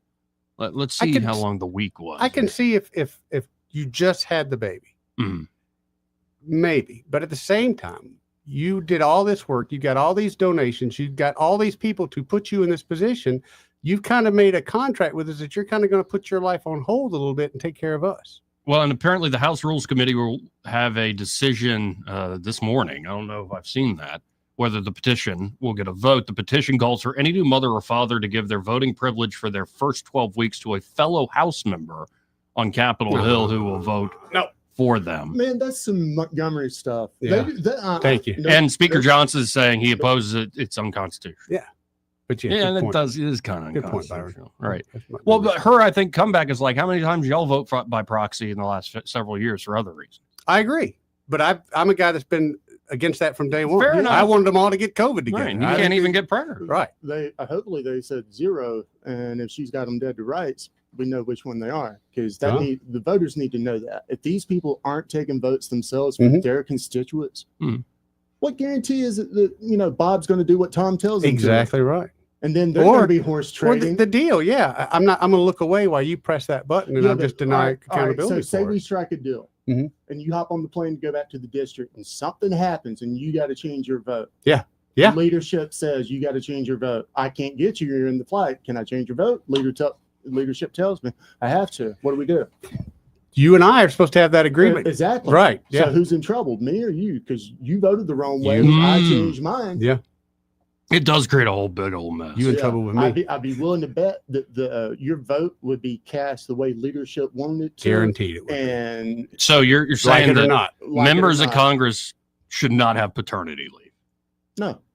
No, you're up there for how many years? If you want to go have family, that's fine. Your election. Katie Britt had to run the election and answer hard questions about her kids. And every candidate that has a family has to answer those same questions. Sure. They know what they're doing. We're all adults here. And dude, they can take time off. They can say, "Hey, I'm going to skip a cycle. I want to have some children." Right, just like any other job. Or don't vote. and answer to your constituents in about 12 months. It's not supposed to be the way I see it. When you go up there for a leadership role like that, it's not supposed to be, I'm going to have my cake and eat it too. You're supposed to be making a sacrifice for the people that put you there. Period. If you can't make that sacrifice or you're not willing to, then you need to be upfront with those people in the beginning. That's right. Sacrifice. Yeah. That's why you're there. Well, this is why I brought it up. I didn't have a strong opinion about it, and I'm Well, glad I hope that- you do now. There's your opinion, Joey. There's You're your welcome. opinion. You better agree with it. That's right. 272-9228 if you want to get on the conversation. That's 334-272-9228. That being said, though, we are kind of men making rules for women. Right. I was about to say, I was trying to take the pro-natalist, like, which is just a fancy way of saying I'm sorry, I just did that to get pro-family, Byron going. pro-kids. Let's back it up. Yeah. If you're in jail, the hospital, detained for whatever reason, your hands get cut off, your tongue gets cut out, and you cannot perform the duties of the job, you probably shouldn't be in Congress. Well, what about Dianne Feinstein? She shouldn't be in What Congress. about that Shouldn't congresswoman be in who Congress. was just missing? Yeah. What, from Texas? She retired, didn't tell nobody. She sit and file. Maybe her paperwork's getting filed. It's in the cave. I'm not the sharpest knife in the drawer, obviously, Montgomery. Y'all know that. I had to learn a new word to understand what 80-year-olds as a collective group are referred to as. I did not know octogenarians until learning about old people in Congress. I'm sorry. No, it's fair. It's fair. What's wrong with old farts? Yeah. Nothing in the retirement home. I hope to get there one day, man. Nah. But at least I don't know. I think it's an interesting question as you get more young people going and running for Congress who may be waiting and they have kids, saying they're, I think in Representative Luna's case, in her late 30s. That it might come up more and more. She should have been a teenage mother. And in fact, maybe you do miss a vote or something. Like, it's not the most difficult argument in the world to make to your constituents. Right. No, I was at home taking care of my new baby. If your constituents love you, they'll is the vote forgive all of a you. sudden sprung on you, or do you got a few hours to make your way in? Well, it depends on what Was Congress. the pregnancy sprung on you? Do you have a little while to make plans? Depends on who's doing that. Well, it initially was kind of sprung. It was just a good night, Oh, and yeah. then it Right, who developed knew? slowly. So let's go to like somebody who's just being explicitly like you. I like calling this person. Wait, like you like him or like? Oh, I thought you said ooh. Ew. I thought you said like Ew. you. Oh, No, not like you. No, like you. No, you two are not like this broad on the screen right now. But this was, I love referring to this person as Chappelle Roan. Oh, yeah, because it's actually Chapel Roan, but Chappelle Roan, because it's spelled Chappelle. Like I thought it was Chappelle Roan. Who's had all these hit songs, and she's some big lesbian, and even though she's a woman and biological woman, always dresses up and like has a drag aesthetic. rock and roller or something? This is this is the person that had a blonde haired mohawk with a pride flag here recently. Oh, I don't know. I didn't see that. I don't know, man. I'm so far past. her music's very poppy and catchy. Like whoever does the production, she can sing. But like, she was on the podcast Call Her Daddy, and she's this big influential pop star. Okay, a lot of young girls listening to her. Okay, so here's what she had to say. All of my friends who have kids are in hell. I don't know anyone. I actually don't know anyone who's like happy and has children at this age. I have like a 1-year-old, like 3-year-old, 4 and under, 5 and under. I literally have not met anyone who's happy, anyone who has like light in their eyes, anyone who has slept. Better party of one. Yeah. You think so? Yeah, man. Yeah, that's just gross. It's just life. Well, and also like, okay, you're well slept, but like you don't have, and I'm saying this as somebody who's personally childless, but like I talked to my brother, he's worn out with a little girl who's about almost going to be 2. But yes, exactly. That's his point is like, and I see, like, I know my brother, we're very similar. We lived together for a while. The change in him, not only when he got married, when he met Caroline, but the change in him since Lucy was born is the best thing that's ever happened to him. Dude, I look back. I mean, again, I was a teenage father. It was tough. Oh, yeah. But I look back, those are some of the fondest memories of my life. Yeah. Absolutely. I don't see the pain, the hardship that we were going through. I I see my kid. It's almost like it's not even that hard if you're. No, looking back, it was, and I mean, right now, looking back, I wouldn't change a thing, but I'm guaranteed if you put me in that spot again, I'd be like, oh, crap. But are we really shocked that the chick who's like has big who's big soulless. pop hits that Who's are about soulless. like you'll try to run away, but you always want to come back to. Does she have any kids? No. Oh, she's just miserable. There's no light. No, in she's her a eyes. lesbian. Like her two big songs are about lesbian sex or relationships. There's a heavy leaning on the sex part. And like how you can go and try but you'll never forget me. It's that sort of message. It's a good song.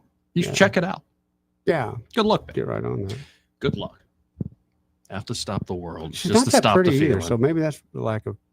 Well, I think that's Yeah, you sure. just being judgy. No, not really. That's No, I thought it was. I saw this today. It was like, well, that's awful. just doesn't look like a happy person. All of my friends who have kids are in hell. I don't know anyone. I actually don't know anyone who's like happy and has children at this age. It's just the tone too. After hearing it again, watching it again, I'm like, oh. What the comments you had about there's no light in their eyes or what? Yeah, no light in their eyes. Come on. Yeah. And while we're on crazy liberal women, this has been going viral. And you tell me to go out there and date. And I'm like, well, This chick made me mad at 4 oh, whatever wait. time this morning. When I was spying on you and I saw you restless, this is why. Her climate change coworker, who she used to think was cool, this broad, Okay, let's listen into this. This has gone viral on Sorry, the X today. I Some got young the girl, 50 she's somewhat attractive, I guess. We'll see. Let's listen in. Found out today that somebody that I work with is a conservative, and he's somebody who's really intelligent, and he's somebody who works in climate tech. So you leave it there. He's very intelligent. He works in climate tech, and then okay. The super smart guy, Super somebody smart. I would never have thought was conservative, Oh, and apparently he is. And it's surprising and it's disgusting. But what's most surprising to me is the level of sudden hatred that I have for him. Sudden hatred for this man who I used to respect. Suddenly just went boop, and I hate him now. Thank God they ain't married. They will be. no, not for long. Not for long, buddy. That's, I mean, honestly, I think you've said it before. Single women lean more away from conservatives. Oh, yeah. Right. Yeah. But once they become married and they have focus on a family, then that seems to change them a lot. I think this girl, I don't, maybe I'm wrong, but I think this girl 5 years from now, when she is married and has a child, she's going to see that video and go, oh my God, I hate the internet, because she's not going to be that same person. I hope, man. I just remember a lot of the people that we used to hang out with that, even growing up, we were as liberal as could be, but and honestly, none of us are now. This is a partisan thing. I think it's heightened right now for liberals. Oh, sure. But I've tried to say things where I'm like, Barack Obama did a great job with the whole space program, and I've had like people at a Tea Party meeting, this is years ago when he was still president, like hiss at me and boo me. I'm like, what? Oh man, because you can't say anything. Right. About So I get it. There are people that really cannot play well with somebody who has a different point of view politically. My favorite illustration that we had was whenever Obama got bin Laden. Yeah. Like, how about, let's give a round of applause for President Obama and the military for going and getting. I was in college. Everybody came out of their apartments. It was like cracking open beers and chugging them. He didn't do it by himself, though, did he? Dude, he's not dead. What? Diego Garcia. What is Diego Garcia? Is that like a code word? No, that's where he's at. He's in Diego Garcia. Yeah. Where's Diego Garcia? Middle of nowhere. You mean? Ask Troy. Hold on. You mean Ask Troy. You mean there was a boat of red-blooded Americans that had that dude on a vessel and he somehow walked off it? No, saying they never had him on the vessel. They never had him. No. He got away. No, he didn't get away. They took him away. So you mean a handful of red-blooded Americans got their hands on him and he's still walking around somewhere? I didn't say red-blooded Americans. I said they, being whoever it was, be it CIA, military, whatever, did what they were told to do. Let me go ahead and remind you. 9/11. Where was he at? Where was the whole bin Laden family? New York. They were here in the U.S. Yeah. Who were the only people allowed to leave the U.S. to even get on a plane? 27 of them. Who? His family. Those were the bin Ladens, my friend. So why on earth would you think, oh, we went and killed them? Come on, guys. Come on. What and I about- forgot you guys ain't never had the government lie to you What about the before. Seymour Hersh piece where they're actually throwing body parts out of a helicopter when they're flying over the ocean? My body parts, your body parts? No, Bin Laden. I thought we dumped him in the ocean with the whole Mariner's grave where he just dumped him off the side. There are a lot of Get your stories questions. right. Come on, guys. What, would you have liked to see it like plain as day? Would you have believed that? No, because they would have killed me. Then who would have killed you? They would have killed me. A witness. They're not going to have witnesses, things like that. No, I'm saying they, instead of putting him, you don't even think they buried him at sea. No. Mhm. If he's still alive, if he dies, he's going to die of old age. That dude's dead, man. Okay. He's dead. I'm glad we all believe different things. But I don't hate you. No. Okay, I don't I'm care. not going to go crazy lib lady and be like, he's so smart. He's been my friend for years, but he believes that thing that's different than me. I hate him. I don't hate Visceral y'all. I don't hate hatred. y'all either. I'm just surrounded by rubes. Well, that's fair. If you keep acting like this the way you were acting the last 2 days, I'm going to make you wear that helmet. I'm just saying. I'm trying There's to a get you guys to reason that open you your have a mind. helmet. Remember, in Vogue, free your mind, Joey. And the rest will follow? Yes. Such an obscure reference. It really is. Yeah. Nice pull, bro. Yeah. And I'm amazed that all three of us knew it. My ADD kicks in. Hey, this part of the program, this entire hour, brought to you by Alabama Home Mortgage. Aren't they great over there? They're some of the best people I know, Joey. You work with Kim and Madeline all the time, I right? work with them both all the time. I'm working with Madeline right now. And let me go ahead and tell you, man, she's one of the best in the business. I can call her up, and you can call her up. I call her up sometimes early at 7 o'clock in the morning. She'll take my call. She'll answer any questions I've got. She'll answer questions you got, especially if you're a first-time home buyer. Oh, yeah. And you just like, I'm not sure. I'm not sure about this vocabulary. Do I got to turn to this earnest money? She's right there with you the whole step of the way. And all the way up to closing. And a lot of times she'll come to closing with you, which is great. That's awesome. Yeah. And then they can do good refinance deals for folks. Super. I think they saved a listener ours $400 a month recently. That's real money, Joey. And I think that listener, the veteran, is in retirement age. Yes. And it's like, I just need to get the monthly overhead down. I'm a little more relaxed in a long-term situation. And that can help you there. Maybe you really ran up the credit card debt. You've just been making ends meet by taking out a new card and it's been building up. Right. You've been making basic minimum payments. Well, why not? If you have equity built up in your home, look into a great refinance deal to restructure that debt. They can help you with, again, purchase or refinance. And especially if you're a veteran, they're ready to help you there at Alabama Home Mortgage. Call them up today at 567-4223. You can even call them at 7 in the morning, 567-4223, or apply online at myalabamahomemortgage.com. There is a difference in mortgage companies. Let Kim and Madeline prove that to you today. NMLS number 1586368, an equal housing lender. Want to carry News Talk in your pocket? Download the News Talk 93.1 app from the App Store. Available on iPhone and Android. Never miss a moment. Download now. Mr. Electric. I've been doing electrical work for 8 years, 7 years, 6 years, 23 years. I love troubleshooting. It's one of my passions. Electrical is all I do, unless my wife asks me to do something at home. Together, there's nothing that we can't figure out or accomplish.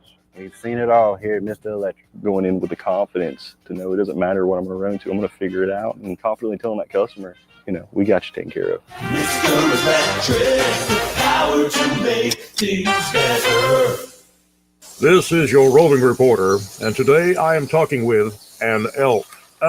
Hey man, Mr. Elk, I was just wondering, what do elk do to take care of their money? Well, like most smart folks, we call David Ernest. You mean Alabama's most favorite asset preservationist? That's him, man. We call him up at 334-279-7431 or 205-479-0839. I see. Yes, he is our preferred money man. The money man with the money plan. You've been paying attention. Well, could you give us those numbers one more time? 334-279-7431 or 205-479-0839. And I just want to try to give you a heads up, man. Oh, what's that? I'm not an elk. Not an elk, huh? Well, then, pray tell, what are you? Knights of Columbus. I am not even going to make a comment. Well, the baby liked it. Are you tired of the mainstream media's biased reporting? Do you want to stay informed on the news that really matters to you? Look no further than 1819 News. At 1819 News, we bring you the latest in Alabama news, politics, sports, culture, and more. We've assembled a team of journalists with Alabama values dedicated to the truth and the truth alone. Visit us at 1819news.com today. That's 1819news.com. Subscribe to our newsletter. Honest News, Alabama Values. Hello, everyone. Robbie Pelt with Capital City Roofing. If you think about it, your home is your biggest investment in life. Your roof covers your home, so why jeopardize your biggest investment on a roofer you don't know anything about when you can deal with a reputable roofing company like Capital City Roofing? We have an A+ Better Business rating and the best manufacturers and workmanship warranties available. We do all residential and commercial roofing applications that are certified through the manufacturer to ensure you get the best material and workmanship money can buy. We also have your project in our best interest before and after construction has been done. Don't hesitate to call us if you have any roofing issues or questions. We will match any of our competitors' price and give you the same great workmanship warranty. We also give free estimates. Give us a call today and let us show you the difference. 277-3311. That's 277-3311. Or you can check us out on the web at www.capitalcityroofing.com. Capital City Roofing. We capitalize the roofing industry. It's tax season. By now, we're all a bit tired of numbers, but here's one you need to hear. $16.5 billion. That's how much money in refunds the IRS flagged for possible identity fraud last year. Now, here's a good number, $100 million. That's how many data points LifeLock monitors every second. If your identity's stolen, they'll fix it guaranteed. Save up to 40% in your first year with promo code CLAY. Visit LifeLock.com. That's LifeLock.com, promo code CLAY. Terms apply. This hour of news and views is brought to you by our good friends at Alabama Home Mortgage. Alabama Home Mortgage, 567-4223. Visit them on the web at myalabamahomemortgage.com. NMLS number 1586368. An equal housing lender. Rich Thomas Weather, a service of Wiley Sanders Truck Lines, where over-the-road dump truck drivers are needed right now. Home twice a week and every weekend. Must leave early on Sunday with Blue Cross Blue Shield. Call them now at 855-777-9785. Rich Thomas Weather. Well, hi, everybody. Brand new month and a nice, quiet weather pattern for at least a few days. Plenty of sunshine on this first day of April with a high temperature up to about 81. It'll be cloudy at times tonight, overnight low temperature in the mid-60s. I think we're headed for the upper 80s on Wednesday and Thursday, and maybe near 90 for the first time on Friday with mostly sunny skies. The next chance of widely scattered showers on Saturday and showers and storms likely on Sunday. From the Blue Water Weather Center, this is Rich Thomas. Trustworthy, accurate, immediate. Carrying your voice across the river region. News Talk 93.1 FM WACV.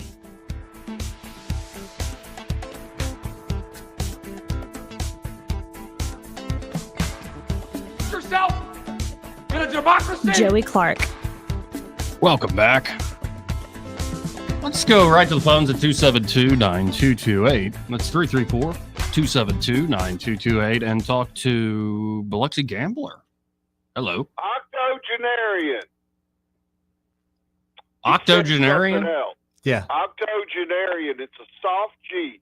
You can remember that because it's like they like to eat soft food sometimes. Like tapioca pudding? Well, or banana grits. pudding. Or grits. Yeah. Yeah. Hey, Eddie, I'm trying to get my friend to call you. She's spending a bunch of money. She's talking about she's got a house coming up for sale for everybody else, you know. Yeah. But and I've talked to Eddie about it before through the message. And she's talking about doing the pool. That's redoing the pool, $15 grand for that, and then doing the fence, and then doing the carpet. I said, listen, slow down. Yep. You need to talk to, well, of course, Eddie, a real estate person. Yes, very much I'm so. telling you, if I bought the house and it had a pool, the first thing I'm gonna do is fill it in anyway. I'm gonna have a load of dirt. We're gonna fill that baby in. I've had a pool before. Yeah. I never want a pool again. I don't want the leaves, the filter, the chemicals. I don't want the hassle. I'm not trying to buy a job for myself. That's true. That's an experience. That is so true. Yeah. Yeah, I know. I got somebody that I know. They had a pool for his wife when they built the house. Mm-hmm. He filled it in. They had kids. Okay, built another pool. filled it back in. Now he's got grandkids, built another pool. Oh, God. So, yeah, but you know, as soon as the grandkids grow up, Yep. they don't play with it anymore. He's filling it Some back more dirt. in. That's right. You can't hide money. He may split it. Anyway, and he listens to this show, too. But Awesome. anyway, I didn't call him by name.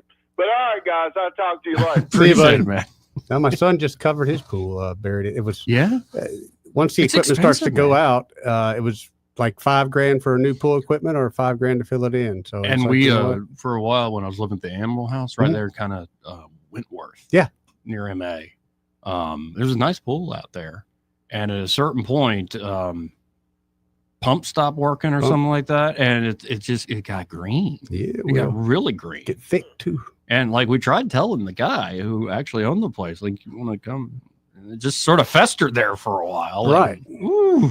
Well, as someone who knows a lot of landlords, when the pool starts to go out, that pool doesn't really bring any more rent money in. So I'm just saying it was nasty and it was only getting worse. Usually, you know it's bad when the neighbors start complaining because they're Yeah, complaining. I think 'cause it the was winter to mosquitoes where are the so pump bad. froze and broke. Oh, man. And then, yeah. Yeah. I'm afraid I'd probably have to potentially possibly hop a fence and throw some shocker or some People do something in People there. do it all the time. Yeah. Dump a gallon of bleach in there and stuff like Yeah, that. Yeah. Or people throw fish in there sometimes. You know, given this has been a somewhat serious but more silly show today, one of my favorite things is Trump being peppered with questions about a third term. And folks are like, this is no joking matter. Well, I kind of think it's funny, especially hysterical. this particular clip. He was asked this last night. I know it's hypothetical right now, but if you were allowed for some reason to run for a third term, is there a thought that the Democrats could try to run Barack Obama against you? I'd love that. Or his third term? Boy, I'd love that. That would be a good one. I'd like that. See, he's already thinking heat in his head. He's like, oh, man, Oh, yeah. we should do that main event. He's I he's love it. thinking the whole reason Yeah. I'm I love president it. right now is because of him. Let's do it. Yeah. You know, the correspondence dinner got That's brought right. up in the news here recently. Oh, really? Yeah. What about? Oh, the comedian got fired, right? I think The new one, yeah. Yeah. Um, Why don't they pick a comedian everybody like knows? something I never understood about it, and you guys in the business better than I am, so you know, I don't understand the whole point of it. I thought the correspondence dinner is just more of a celebration between reporters and No, your staff. it was I didn't kind know of a the whole fun ribbon tradition thing. of you have the president there and they get you make fun of them to their face and they sort of laugh too. It was a humanizing moment Yeah. back when there was little connectivity. Right. But but now it's. I mean, if I was Trump, I wouldn't go. If I was and Obama, I wouldn't again, go. the best one was probably Norm, Oh, Yes. yeah. where he's like, and Yes. Larry Flint is here Yeah. tonight, folks. Larry Flint. Yeah. Actually, I'm going to have to give it to who did we settle on? Was it Key or Pill? Obama's speechwriter that basically ticked off Trump. I thought it was. Key. Yeah, I thought it was Keegan Michael Key. Yeah. Yeah, Yeah. he did the That's what did it, though. angry He was Obama. the best That one. was pretty good. That's no That was. doubt. You just watch that video and you look at Trump and Yeah. you see a switch go on in that man's head. Oh, that night? Yeah. Yes. Oh, yeah. Oh, yeah. Yep. Let's go to line one. Right. You're on there. Who's this? Hey, have you seen the swimwear that's popular nowadays? A pool is worth every penny. A dark shade of sunglasses and a cold beer. You a king of the castle, Eddie. Come Yes, on, sir. son. Hey, Byron, I forgot all about that. That's a good. Yeah. point. you know where Black Alabama is, right? Oh, all too well. You know that gay trailer park campground that's between Geneva and Man, we Black? used to have Little League Baseball rec parties at that little place he's talking about. I'm not even lying to you. So that's where Osama, he's sharing a single wide Airstream with Elvis.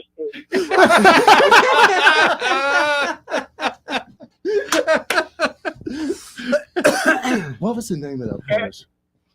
And by the way, one little space capsule is not going to heat up the Gulf of Mexico so the dolphins won't show up. I'm not talking about the whole Gulf. I'm talking about the Thank you. surrounding couple feet Thank you. area.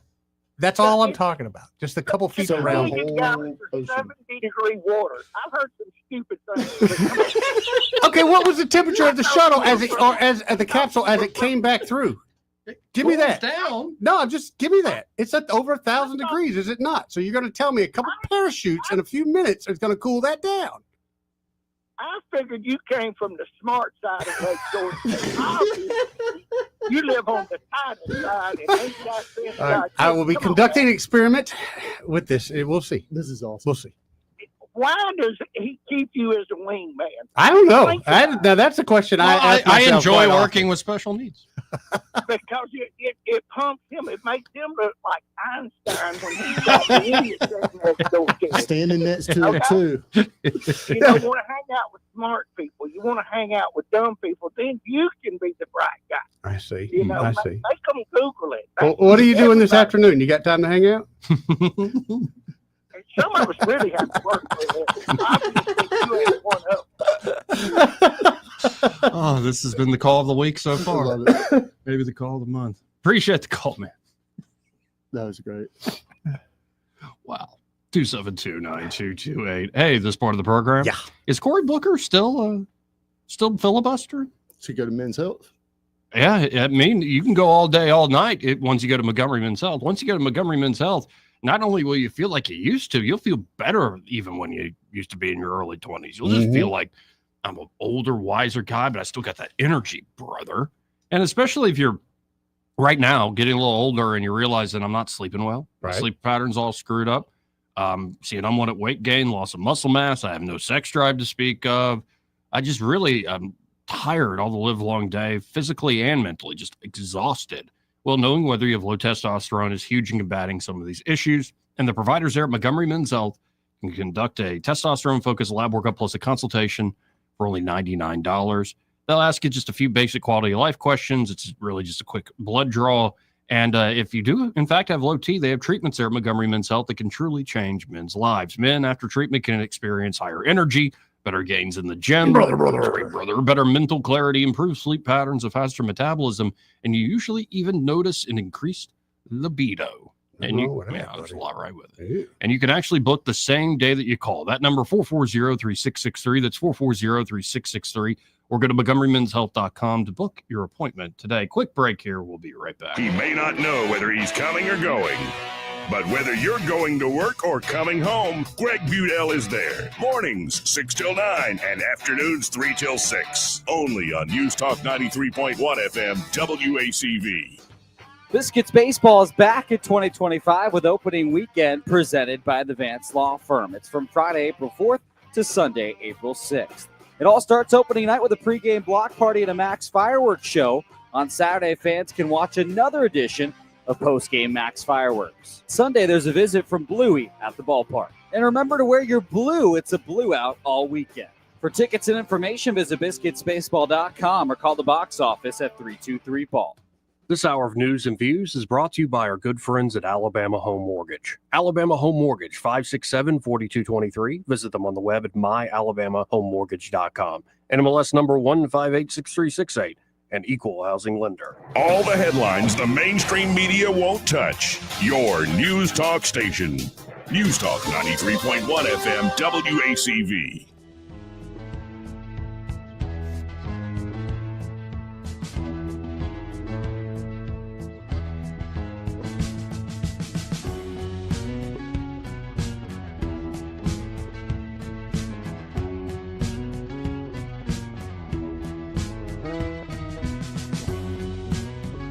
Joey Clark. By the way, I started to imagine this is the music Eddie hears when he's thinking through a problem. No, not at all. I hear circus music. You hear circus music? Yeah. Well, I was trying to be nice, but I think your suggestion's more accurate. You are you, after all. Right. Let's go to line one. You're on there. Who's this? Hey, Woody. Hey, Woody, what's up, buddy? Not much. That was a great call. I don't feel. I was going to ask Byron a question. Shoot. Do you know a guy named Chris Lawley from Sampson Last name's familiar. or Darren Van Landingham? I know Amanda Van Landingham. I went to school with her. Okay, that's probably her brother, his sister. Anyway, I went to school with both of them. They're from Sampson. I didn't know you were from. Well, I did know, but I hadn't even thought about it. But that's pretty cool. When, All right, man. hey, when'd you go to school down there? Well, we went to Troy State together. Okay. Yeah. And but anyway, all right, brother. Y'all Yes, have sir. a good show. Appreciate you. 272-9228. Like I said, that's 334-272-9228. I think it gets up to 3,500 degrees Fahrenheit, but I don't think it stays there the whole time. No, it's just during reentry. Yeah. How much does it cool down as it's floating down to That's the what I'm water? trying to find out. Yeah, I'm looking at it too. But it ain't going to go from 5,000 degrees to 85 degrees in a No, it matter gets of up a to couple of minutes. 3,500 degrees. Well, it's on yours, but on mine it says up to 5,000. I'm on the AI review. I mean, you guys are on the AI. What do you use? The Google. Oh, okay. You want me to use the Grok? Yeah, you should download Grok. I did. I actually use it for a Grok's pretty great for some real estate stuff the other day. Did you see where your dude who came up with the filter that you like ask it all? Oh, Miyazaki, I'm not surprised by that. Like y'all shouldn't be doing that so much. He asked y'all to stop. Oh, really? Yeah, he. Well, I'm not shocked by that. Why? You got to teach the thing. Y'all are teaching, aren't you? Essentially teaching by asking these questions, bogging it down. No, we're talking about Miyazaki, the great animator out of Japan who helped found Studio Ghibli. So all these Ghibli-fied photos. Yeah, I'm not surprised that he is a bit upset that his life's work is now people can just like steal it. Though they're not. They're just But it's emulating a style, it. man. Right. I mean, they're not. It's a style like originals. anything else. Have you seen the new one? But Where he he was- turned something into a Renaissance painting. Oh, sure. Yeah. How many years ago was he a starving artist begging for someone to pay attention to him? It's been a while. He's been pretty famous Maybe as he an needs a little animator for humbling. since the 80s at Yeah, least. maybe he needs a little humbling. Yeah, what is it? That first movie was Nausicaa or something like He ain't that popular. I ain't never heard of him. Never seen Spirited Away? Who? Watch it with the grandkids? Who? The movie Spirited Away? No. No. Never seen. Have you ever seen a Miyazaki film, a Studio Ghibli film? I'm not a racist, not but a- I ain't never seen nothing like that. No, Do you ever listen to any K-pop? no but Me I'm neither. familiar with the K-pop sensation, and Yeah. I think it's hysterical. But it's kind of One of the people killed themselves too. Lots of pressure on Really? the K-pop band. Ever watched any anime? Not really. I tried, but it What'd you try? I don't know, it was on the Cartoon Network that particular moment. Yeah, do you not remember? No, I remember it going and like it had a tentacle in it. things going. Oh, God. Like the screen's going by really fast. I was like, I kind of not into me. Yeah, they're not all the same. There are different types of anime. Sorry, I didn't nerd it down that much. My bad. I'm just My saying, bad. like, I mean, was there's a lot of blood and gore, or Mm-mm, was it, like I remember an uh, orange screen and a red screen and like Dragon a face, Dragon Ball Z, something Dragon like Ball? that. That's what it probably was. Yeah. Okay. Yeah. That's very old school. That was in syndication when I was a kid. I never was huge into it as a kid. Well, I can see why. Yeah. Never even got my attention. So, but you never seen like Attack on Titan? Don't think so. Pretty intense. Remember the Return of the Titans? Or just remember the Titans? Yeah, remember See, the I- you remember the Return? Of Yeah, the that's Titans? This is where I'm more in Eddie's generation than with you. Sure. Yeah, like none Never of- watched any anime. Mm-mm. I mean, There's a lot that's like. Well, now you not that told me great. some that There's sound some that really are interesting, really, really but it's good. just yeah, intense. Yeah. Very intense. Anyway, no, that's a shame that Miyazaki is all upset, all butthurt over the Ghiblification of all sorts of Is photos. it because he's not getting money out of it, or is he just doesn't like anybody? No, taking advantage he's of his work? very much a type who's like a lot of his movies deal with like how technology is perverting nature. Oh, So- Unabomber. Yeah, well, and a lot of stuff, especially a lot of the Japanese stuff, wrestles with the fact that the bombs were dropped on them. Dude, they So have a whole there's suicide forest over there, so we can get me going on that. Oh yeah, no, that's crazy too. Yeah. That is crazy. But yeah, no, he's very much about he wants the natural order of things. So to have artificial intelligence essentially just be able to lift his style that his animators painstakingly have to create. I was guessing he's probably not going to like this. Some folks are like, well, this will take away from the movie. So like, no, me giblifying Governor Ivy shooting a gun does not ruin Spirited Away. I'm I don't sorry. think so. Like, if anything, it's just highlighting it. I mean, he's going. Yeah, you brought some attention to it. Yeah. How's that a bad thing? My Neighbor Totoro.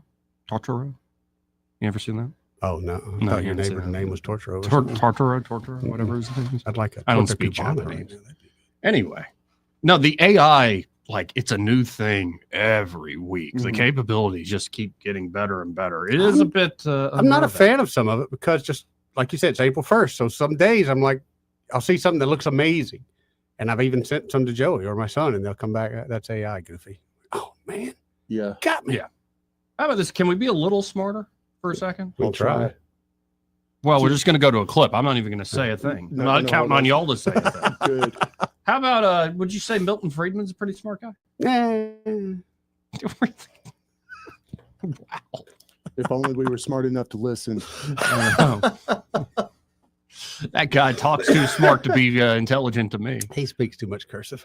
But here's Milton Friedman explaining how, well, I think he's making a basic point that helps describe a bit where I'm coming from, my political philosophy. Let's listen in. In my opinion, a society that aims for equality before liberty will end up with neither equality nor liberty.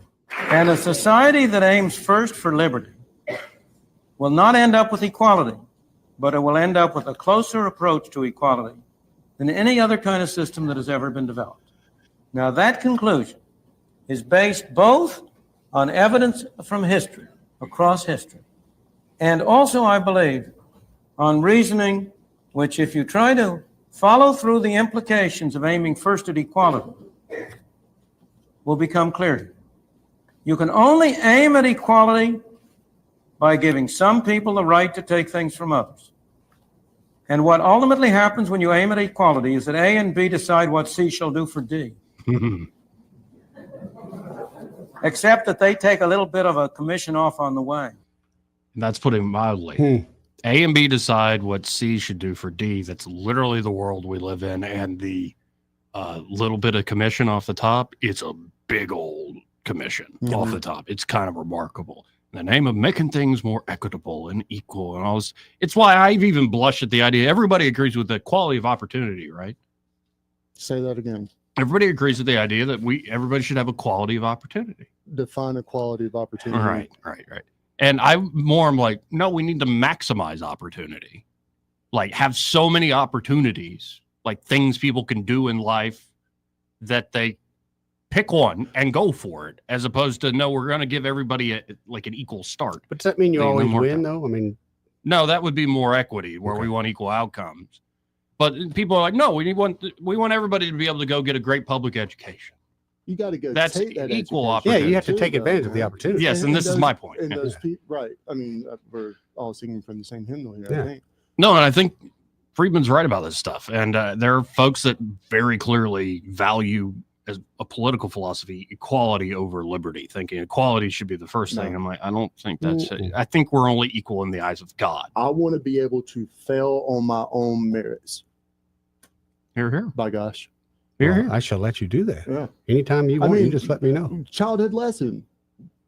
Dad taught me, hey, you can't afford that. You didn't work hard enough. Go work harder. You can afford it. Those kind of things are lost, man. Here. 272-9228. I saw one guy, a successful entrepreneur, I forget his name, just these clips you see, where he's like, I hate the phrase, don't work harder, work smarter, because everything I've ever done. Work harder and smarter. Yes, everything I've ever done has not been like that sounded suggesting pick the easy way. It's like, no, every success is more like. Not necessarily that all the time, though. We used to have that disagreement with Koreans all the time because we would tell them, work smarter, not harder. It's a matter of planning ahead of time, doing things a smart way up front. Don't get halfway through the project and then go, hey, where is D? Oh, we didn't order that. But it's still hard work to get the smart approach up front. Yes, it is the point. Yeah. I mean, but we would find ourselves a lot of times when you'd have certain leadership there, you'd find yourself just doing circles, doing nothing, only because they didn't make a plan. They said, this is our ultimate goal. You guys figure out how to get there. You've got to stop. Work smarter, make that plan. So, hey, this gets us from the most efficient way to A to B. Okay, I naturally assume that we have a plan. I was just saying, instead of working 8 hours, work 9. Work smarter and harder. That's fair. I'm lazy. If I can get it done in 5, I'm out. You can get it done in 5, but work 6. Oh, Imagine how much more you get done. I do like that, cool hand Luke approach. Like, let's just get the job done quick, and we can go relax. Well, and then you get punished if you're in prison camp. But you're smart, you don't dig a hole and fill it back up too, Joey. Mm-hmm. No, I'm just saying, you can get the work done. Like, you don't have to work yourself to the bone all the time. Right. What are we Parks trying and to Rec accomplish, though? Oh, that's a good question. Is there a race? I mean, is it we working against race? ourselves? Why don't you bring that up? I mean, we talking about the Russians. Your Parks and Rec's job was a hard-working job, no doubt, right? There are days we worked really hard. Yeah. Most of the time, it was pretty easy.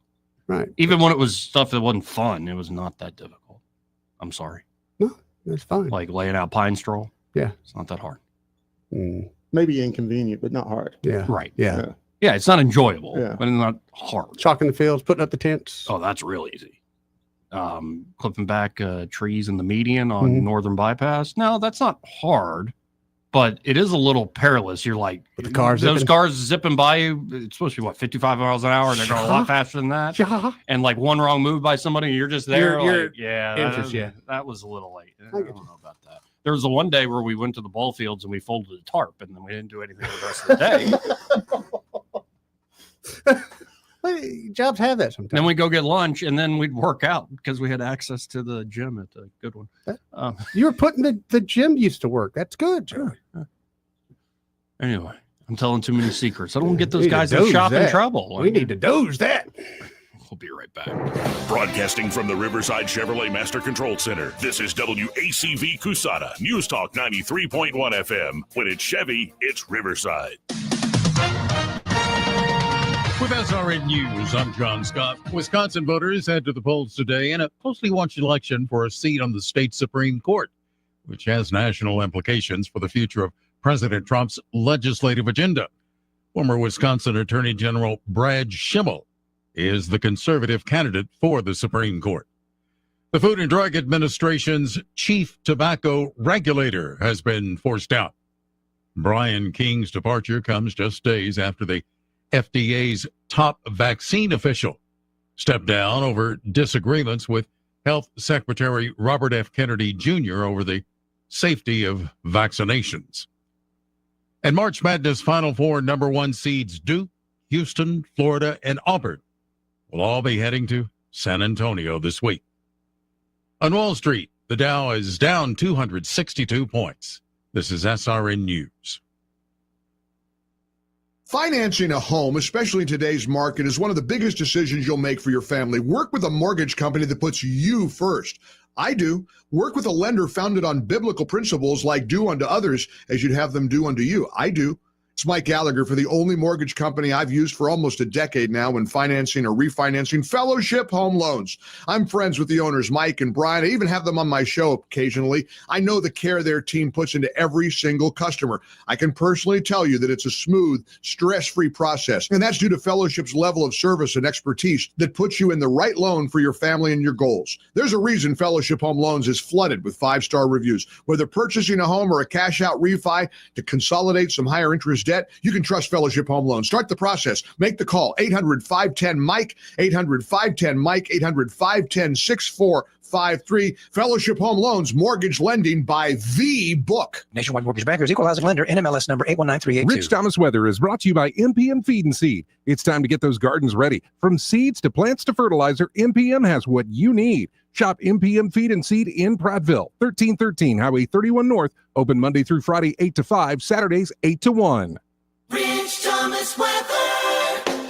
Well, hi, everybody. Brand new month and a nice, quiet weather pattern for at least a few days. Plenty of sunshine on this first day of April with a high temperature up to about 81. It'll be cloudy at times tonight, overnight low temperature in the mid-60s. I think we're headed for the upper 80s on Wednesday and Thursday, and maybe near 90 for the first time on Friday with mostly sunny skies. The next chance of widely scattered showers on Saturday and showers and storms likely on Sunday. From the Blue Water Weather Center, this is Rich Thomas. 1819 News.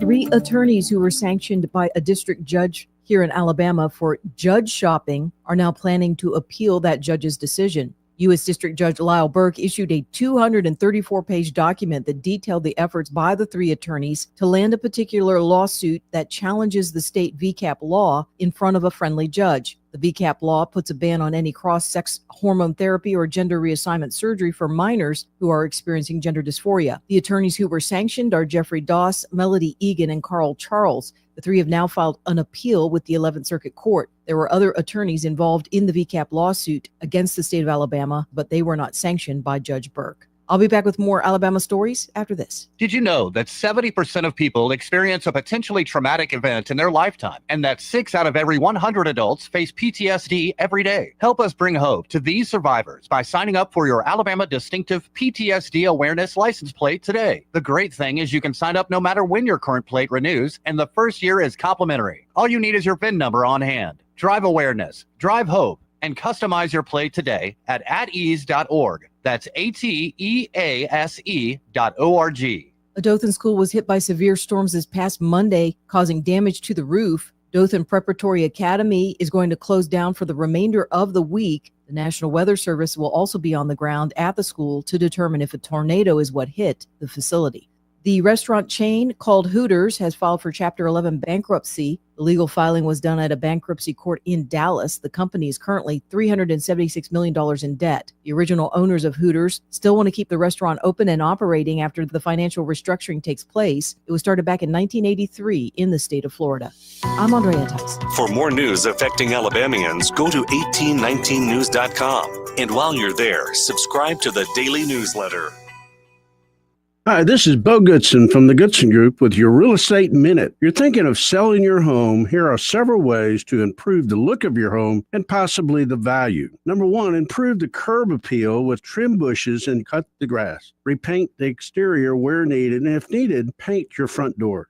Number two, declutter the inside of the home by removing items that are not needed off countertops, dressers, and the den. Three, paint walls and trim where needed with a fresh coat of paint in a light color that will show off your home. Four, clean your oven and microwave inside and out, make it shine. Number five, professionally clean carpets or shine the wood floors with a polish or Bona. Six, clean out all closets or unwanted clothes, shoes, belts, hats, and donate them to a local charity. Finish any leftover repairs now, doorknobs, light bulbs, and closet doors. For a complete list and an in-person evaluation and consultation, call Bo Goodson from the Goodson Group, 221-2883 or 551-0225.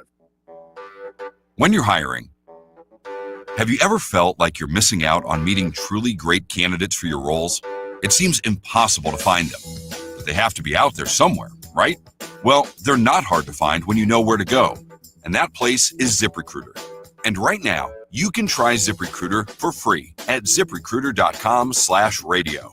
ZipRecruiter helps 10 million people with their job search every day. And because these people are actively looking for jobs just like yours, it's easy to find the right person right away. In fact, 4 out of 5 employers who post on ZipRecruiter get a quality candidate within the first day. But if you're not using ZipRecruiter, you're missing out. So see what it's like when the impossible is easy. When you go to ZipRecruiter.com/radio right now to try ZipRecruiter for free. Once again, that's ZipRecruiter.com/radio. ZipRecruiter.com/radio. Never miss out on great candidates with ZipRecruiter. The views and opinions of the following program are solely those of the host and other contributors. These do not necessarily represent those of Liberty Acquisitions 825, Blue Water Broadcasting, its management, staff, or any advertisers.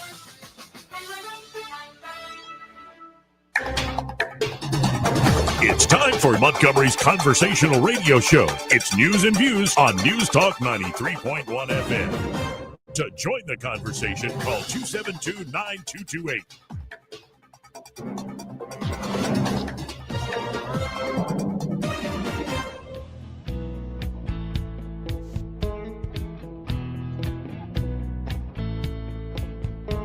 Welcome back.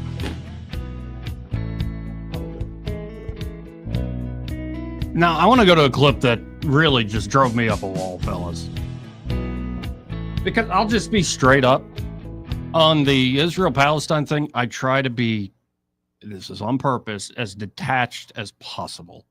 Because most of it makes you blood-boilingly emotional about it, and rightfully so.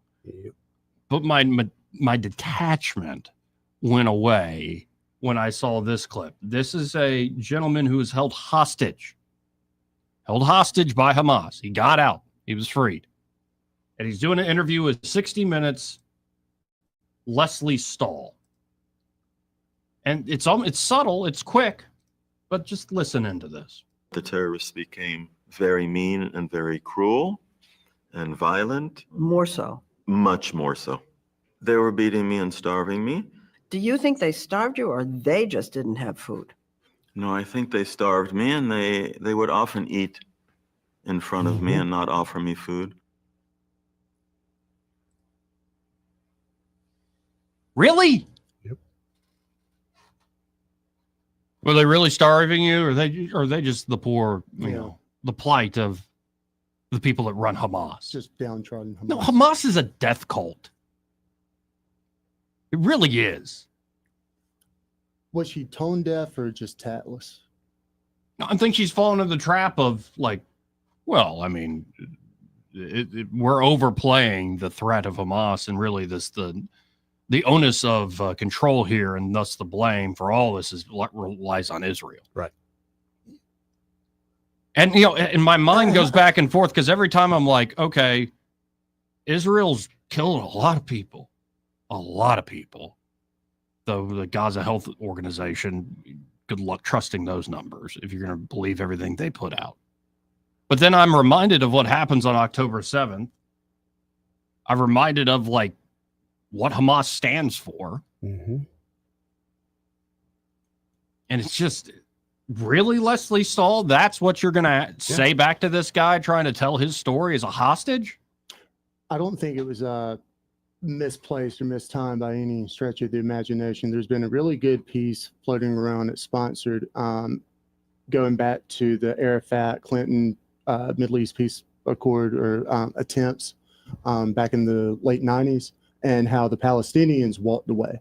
And somebody had a line in there that, and I'm going to mess it up, but the only thing prohibiting the Palestinian success or stopping their opportunity are Palestinians.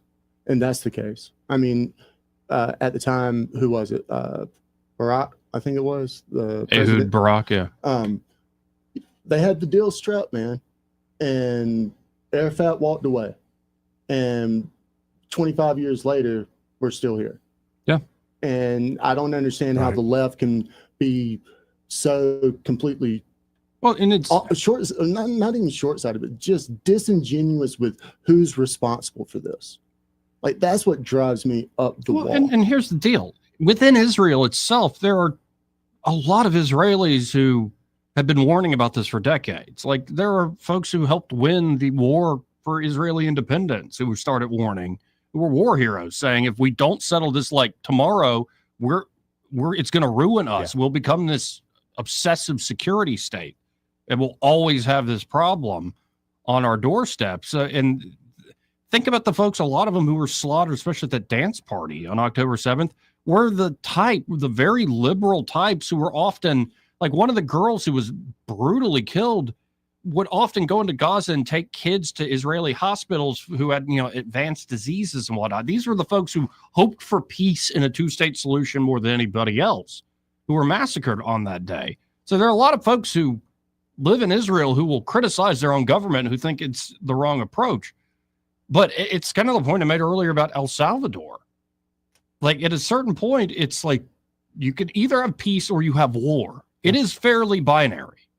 And if we're in the middle of a war, and in particular, you have people just flaunting the so-called rules of war, if that means anything, then you can't let it fester. You can't let it continue. And maybe I'm wrong to say that when I look, for instance, at Russia and Ukraine, who's the stronger side? Russia, right? 100%. That means Ukraine needs to give up more than the Russians. Right. Who's the stronger side in the Israel-Palestinian conflict? Israel. Means the Palestinians need to give up a little more. The whole point of having brokers and mediators is you don't want complete domination. But at a certain point, you're like, how many decades are we going to go where people are getting screwed and folks yell about human rights and peace, and yet it never comes? Like, it's just, in a way, I think it prolongs human suffering. It doesn't save anybody. I mean, I don't know why I was actually referencing the peace accords from earlier. I actually don't think that even if they get anything on paper or the books, that most of the rank and file down the line are going to adhere to it. Nope. Right. Well, and you got to wonder, why does Arafat walk away? Because he knows I might end up dead with a bullet in the head if I accept something. And as much as you've had, say, Israeli leaders that have tried for peace and struck for peace. At this point, even if Netanyahu, he is in a lot of trouble, as the judge was talking about earlier, domestically, he's in very much a lot of trouble. Say Netanyahu goes away, I don't think you see a huge change in policy. I don't either. You know, that's one of the things a lot of people in politics fall into the trap of, if we can just get rid of this person, everything is going to be better. No, the underlying dynamics are still there. 100%. I mean, we'll see. We'll certainly see. But this is why you got to have hope for it. It's not just the one person that is Donald Trump. It is like the whole team he's put together. Yesterday, Bobby Kennedy, RFK Jr., Secretary for Health and Human Services. Well, they're renaming the agency. And initially they said they'd be firing 10,000 people from HHS. They've now doubled it to 20,000. Oh, let's listen in to RFK Jr. Prepare yourself. It's RFK Jr.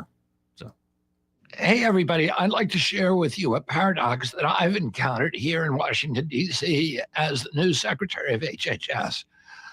Our department is filled for the most part with competent, conscientious public servants, and yet the agency has been inefficient as a whole. Over the past 4 years during the Biden administration, HHS's budget increased by 38%, and its staffing increased by 17%, but all that money has failed to improve the health of Americans. In fact, the rate of chronic disease and cancer increased dramatically as our department has grown. Our lifespan has dropped, so Americans now live 6 years shorter than Europeans. We are the sickest nation in the world, and we have the highest rate of chronic disease. The U.S. ranks last among 40 developed nations in terms of health, but we spend 2 to 3 times more per capita than those nations. As secretary, I now understand why all this money is not improving our health. HHS is a sprawling bureaucracy that encompasses literally hundreds of departments, committees, and other offices. You know how bureaucracies work. Every time a new issue arises, they tack on another committee. This leads to tremendous waste and duplication, and worst of all, a loss of any unified sense of mission. The resulting pandemonium has injured American health and damaged department morale. When I arrived, I found that over half of our employees don't even come to work. HHS has more than 100 communications offices and more than 40 IT departments and dozens of procurement offices and 9 HR departments. In many cases, they don't even talk to each other. They're mainly operating in silos. Sometimes these sub-agencies work at cross purposes with each other. Some of these little fiefdoms, for example, are so insulated and territorial that they actually hoard our patient medical data and sell it for profit to each other.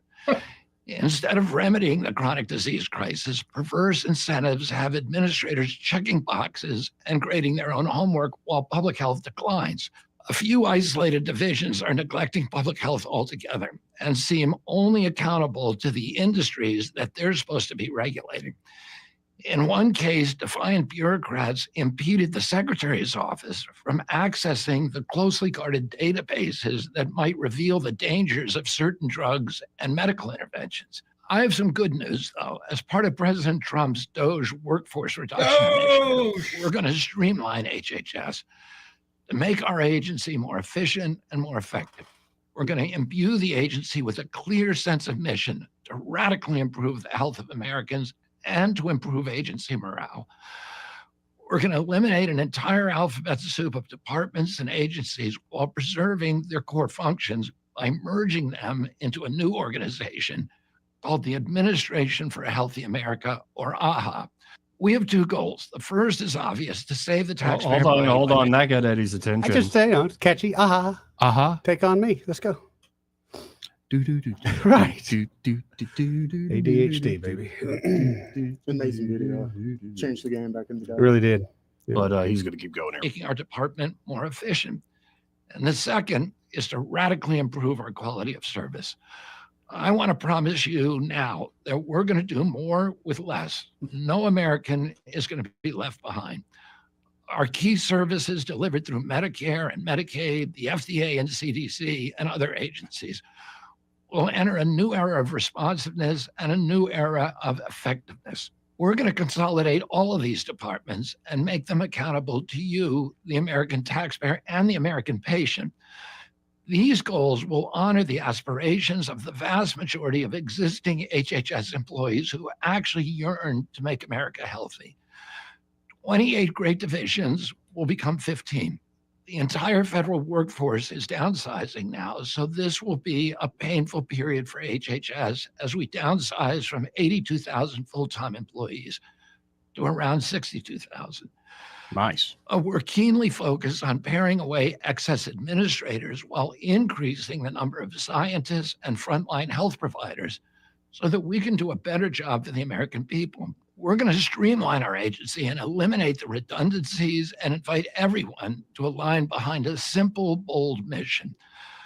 I want every HHS employee to wake up every morning asking themselves, what can I do to restore American health today? I want to empower everyone in the HHS family to have a sense of purpose and pride and a sense of personal agency and responsibility to this larger goal. We're going to save taxpayers nearly $2 billion a year, and we're going to return HHS to its original commitment to public health and gold standard science. I want this agency to be once again a revered scientific institution that once made HHS the envy of the world. I want everyone who works here to be proud of this agency, to be proud of their work, to feel a renewed inspiration and their own sense of responsibility for our success in restoring America to good health. Streamlining HHS is part of a shift to new priorities, especially ending the chronic disease epidemic with clean water, safe food, effective medicine, good science, radical transparency, and a healthy environment. I think most Americans would agree with me that throwing more money at healthcare isn't going to solve the problem, or would have solved it already. Yeah. Obviously, what we've been doing hasn't worked. That's why we're making this dramatic overhaul. I love it. I love it. Played it at length because I love it. And it, in fact, what I wrote about today, what was published at 1819news.com today, is that there are many things Doge is doing that aren't necessarily at odds even with like Democrats and progressives and liberals. Of course not. Like you're still, if you listen to them, maybe you don't believe them, but if you listen to them, they're like, we still want Medicare and Medicaid. We just want to administer it a little more better. Man, once you get rid of the talking head Democrats, most normal people do want the same thing. Yeah. We just argue over the best way to obtain them. Well, and it goes back to that Milton Friedman clip. Yeah. That when your main goal is equality, you end up giving up the right to, well, be able to tell people what to do, take things from others and give it to others. And what usually happens is A and B collude together to tell C what to give to D. And A and B take their cut in the whole process. And man, we've, especially as he described it, all the different offices and all how they're selling depersonalized data. It's not like Joey, Eddie, and Byron's health records, like our names on it. It's Right. depersonalized, where they don't even cooperate. They sell the stuff to one another. This whole cottage industry within a federal agency. Mm-hmm. It's absolutely nuts.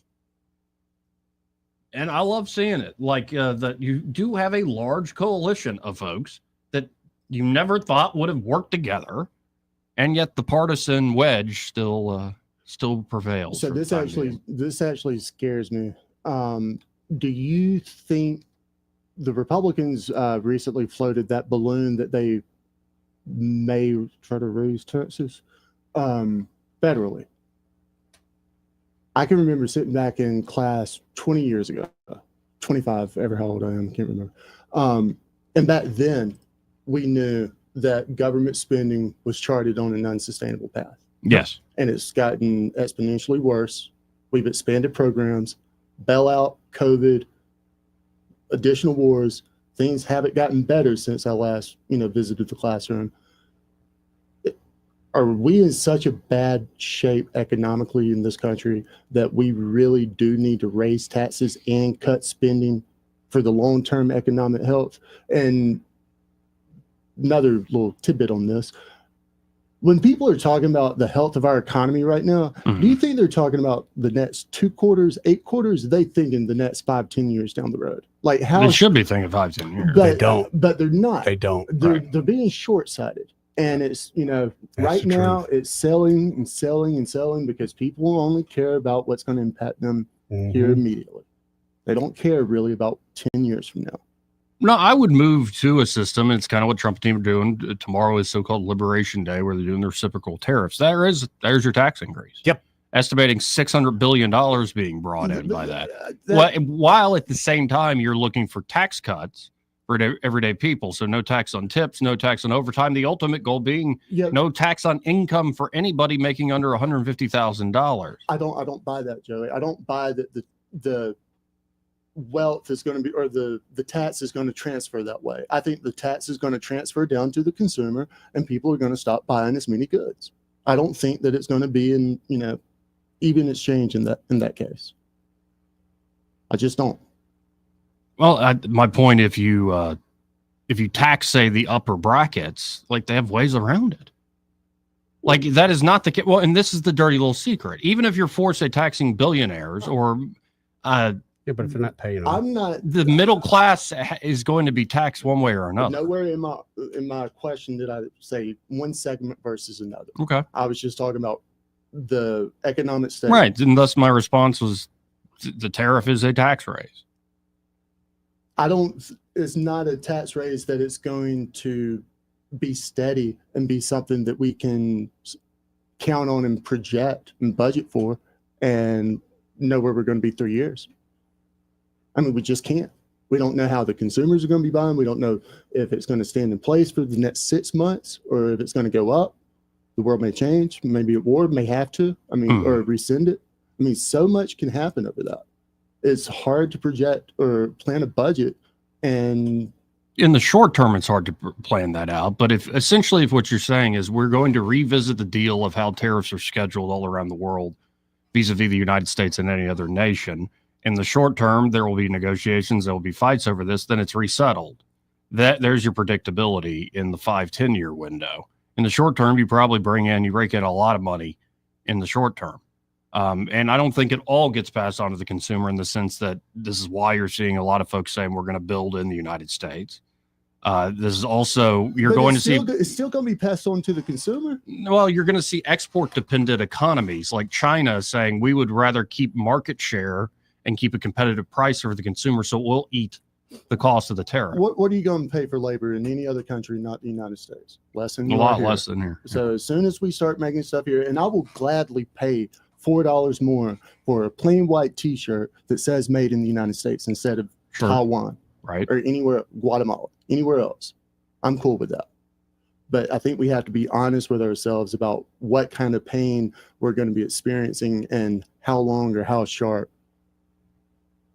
I mean, if you ask just Joey's solution, I would cut taxes and spending like crazy. I would do Javier Milei. Mm-hmm. And you're seeing it came out today. Yes. Let's see if I can find this real quick. I saw it this morning. Yeah. Milei's idea was, well, number one, he's set to release secret documents on thousands of Nazis who fled to Argentina. So that will be cool. That's pretty cool.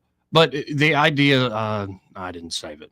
The idea is that because of like slashing government, like crazy slashing of government spending because it was a government dependent economy, cutting a lot of spending, cutting a lot of taxes and regulations at the same time, they went into quite a recessionary, like negative GDP number as soon as they did that.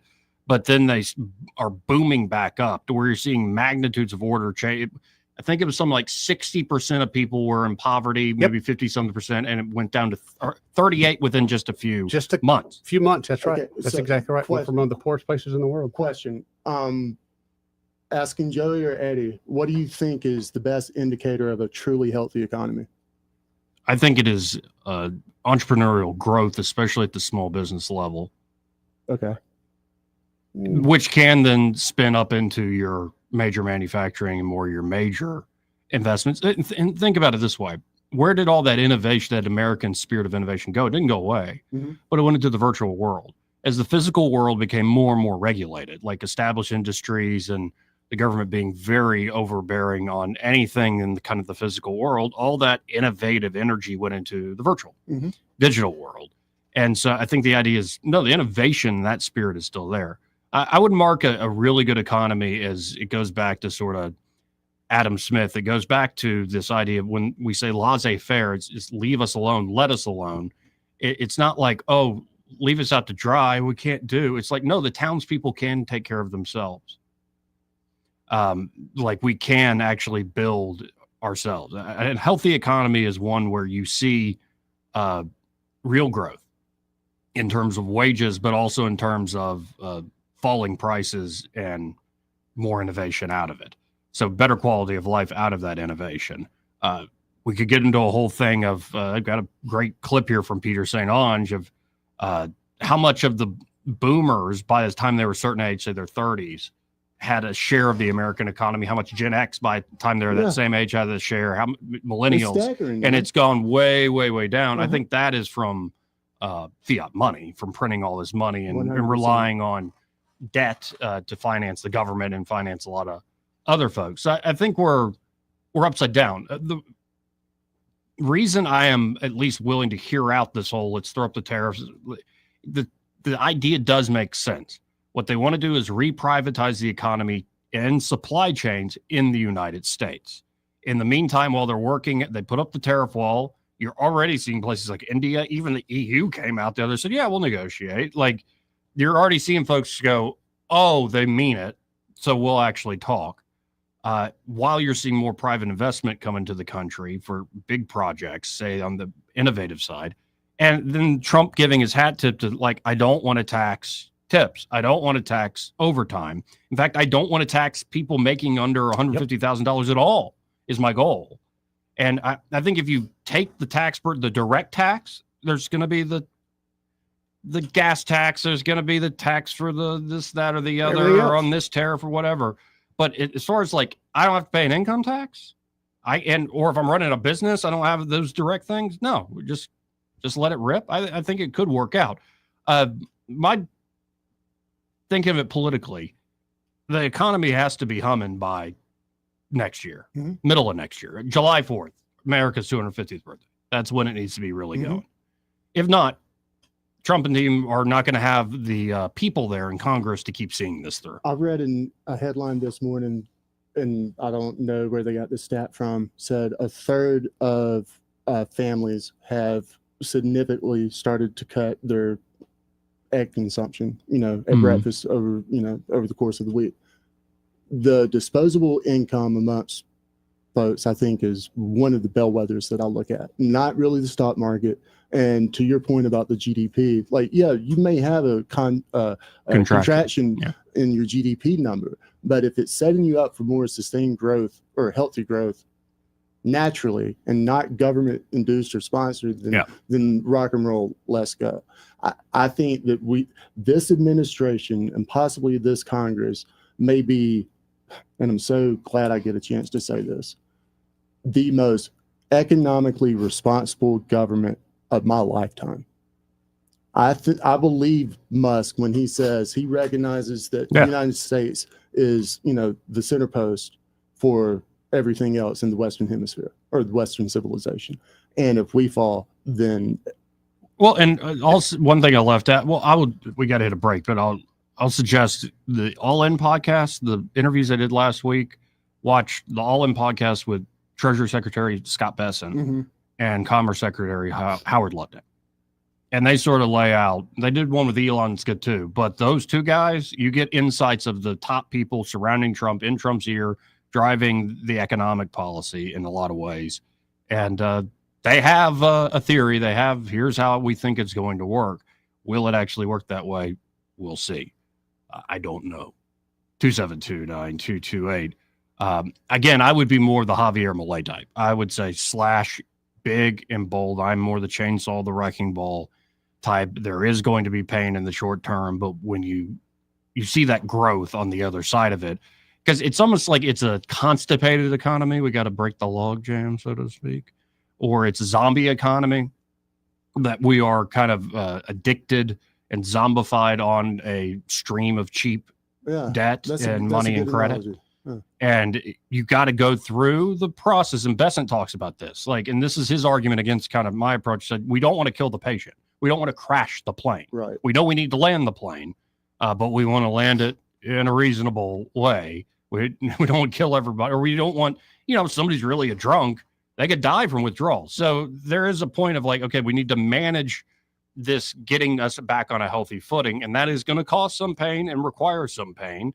And it's kind of tragic. I've been saying, Eddie can attest to this. You've listened to me for years. I've been saying this for a long, long time.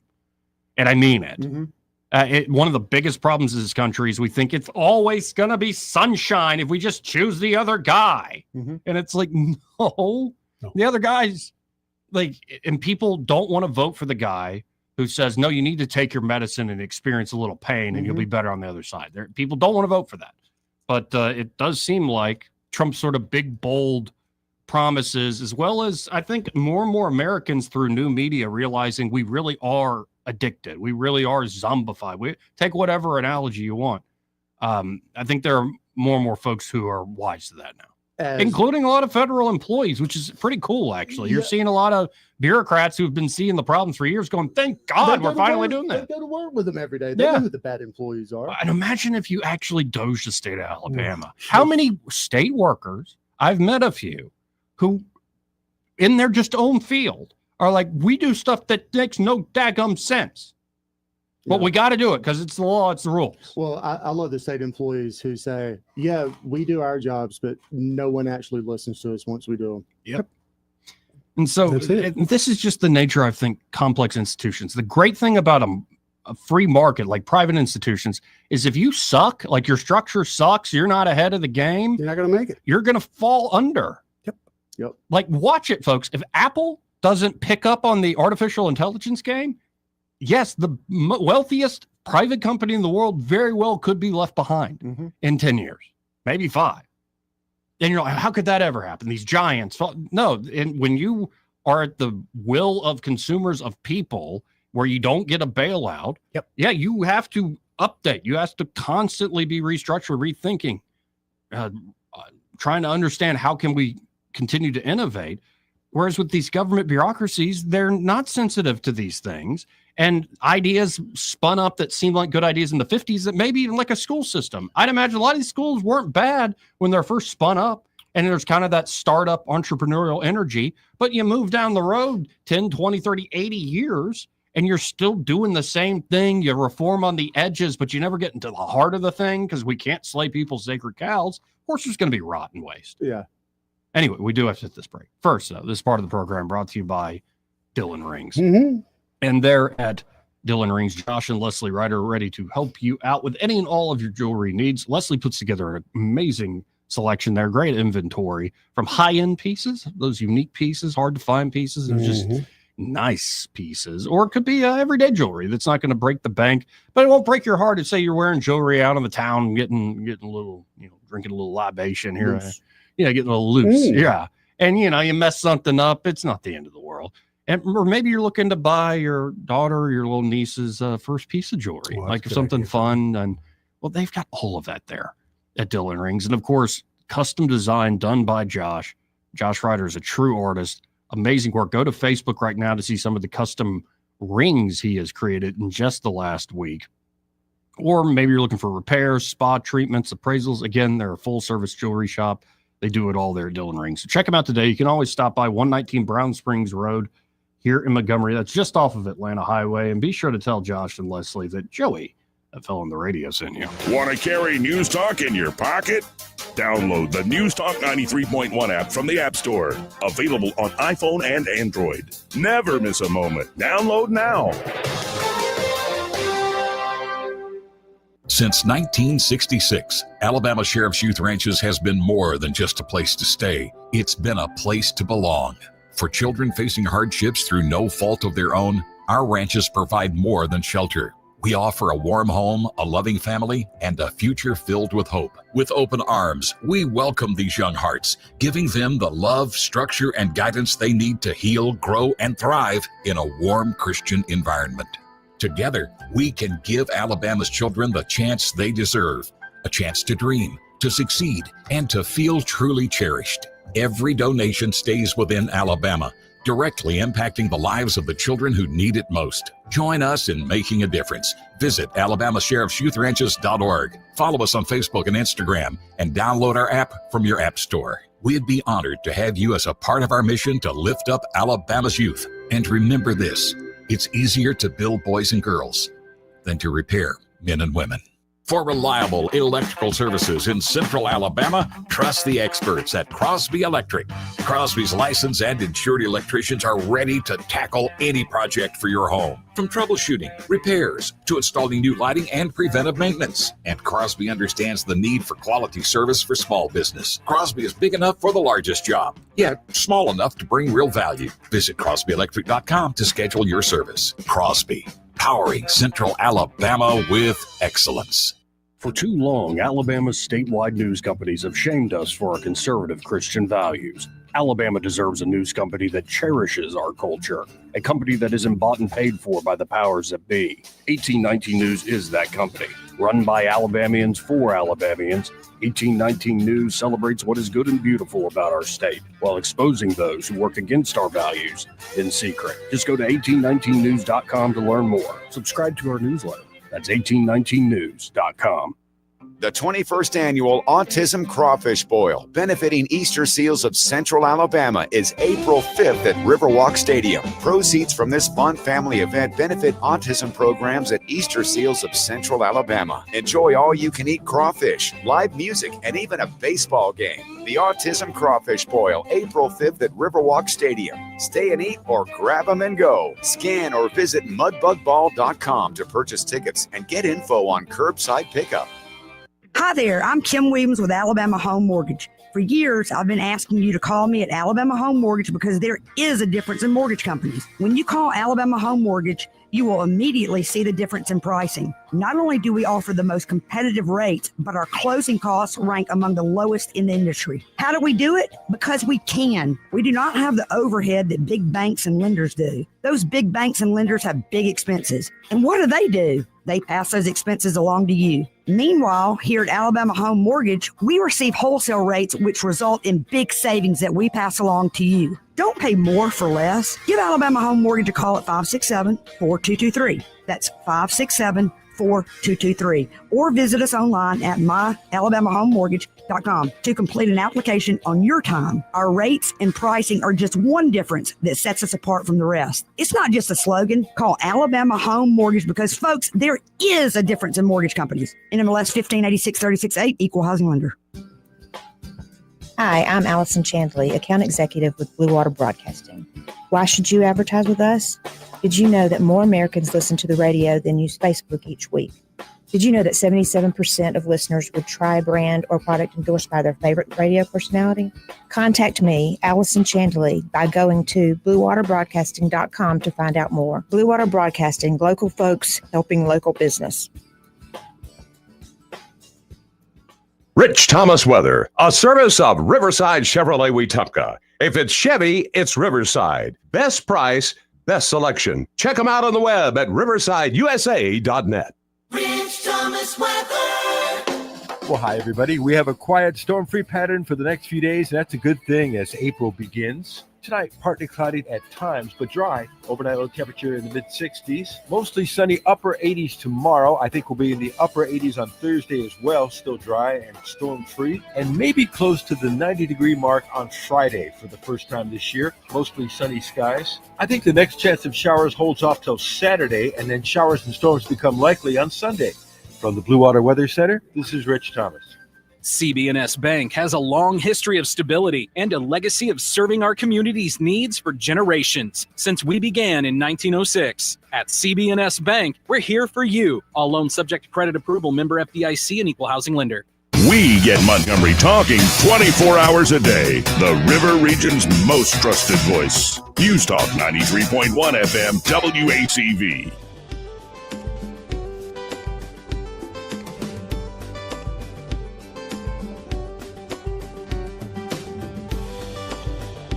Joey Clark. Welcome back.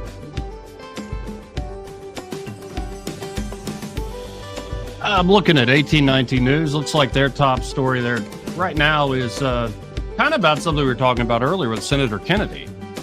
But both Senators Tuberville and Britt are co-sponsoring Chuck Grassley's Judicial Relief Clarification Act of 2025.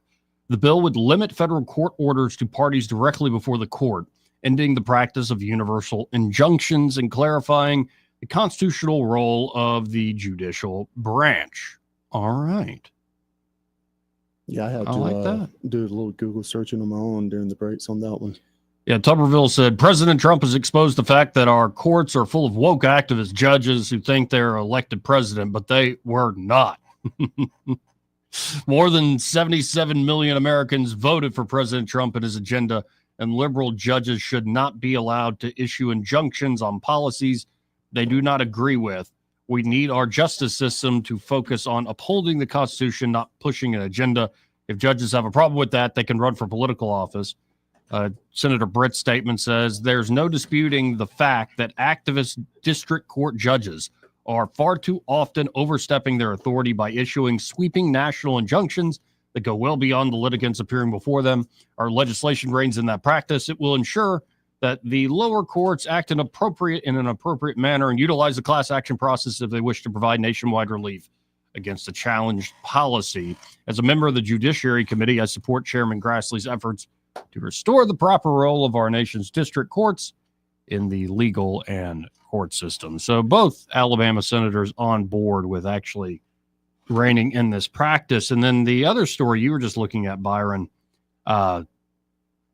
gambling's come back up again, apparently. All over the place, huh? There's whispers that we're going to have this stupid fight again and not do it. Yeah, not do it, keyword.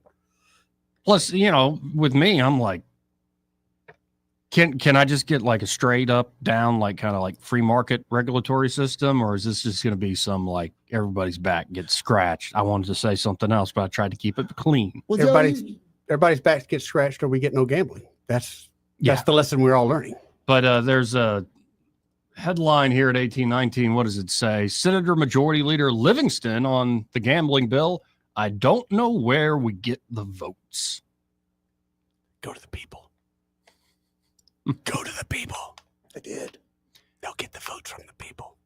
Despite another round of stories over the weekend about a possible push in the last half of the 2025 session, it's still unknown if there's support to pass lottery and gambling legislation in the Senate. This is Caleb Taylor writing for 1819news.com. A gambling and lottery constitutional amendment fell one vote short of passing the Senate in 24 after passing the House. No bill has been filed so far in the 2025 session, despite continual lobbying efforts and signs all over the frickin' road. Got to be a reminder out there, Joey.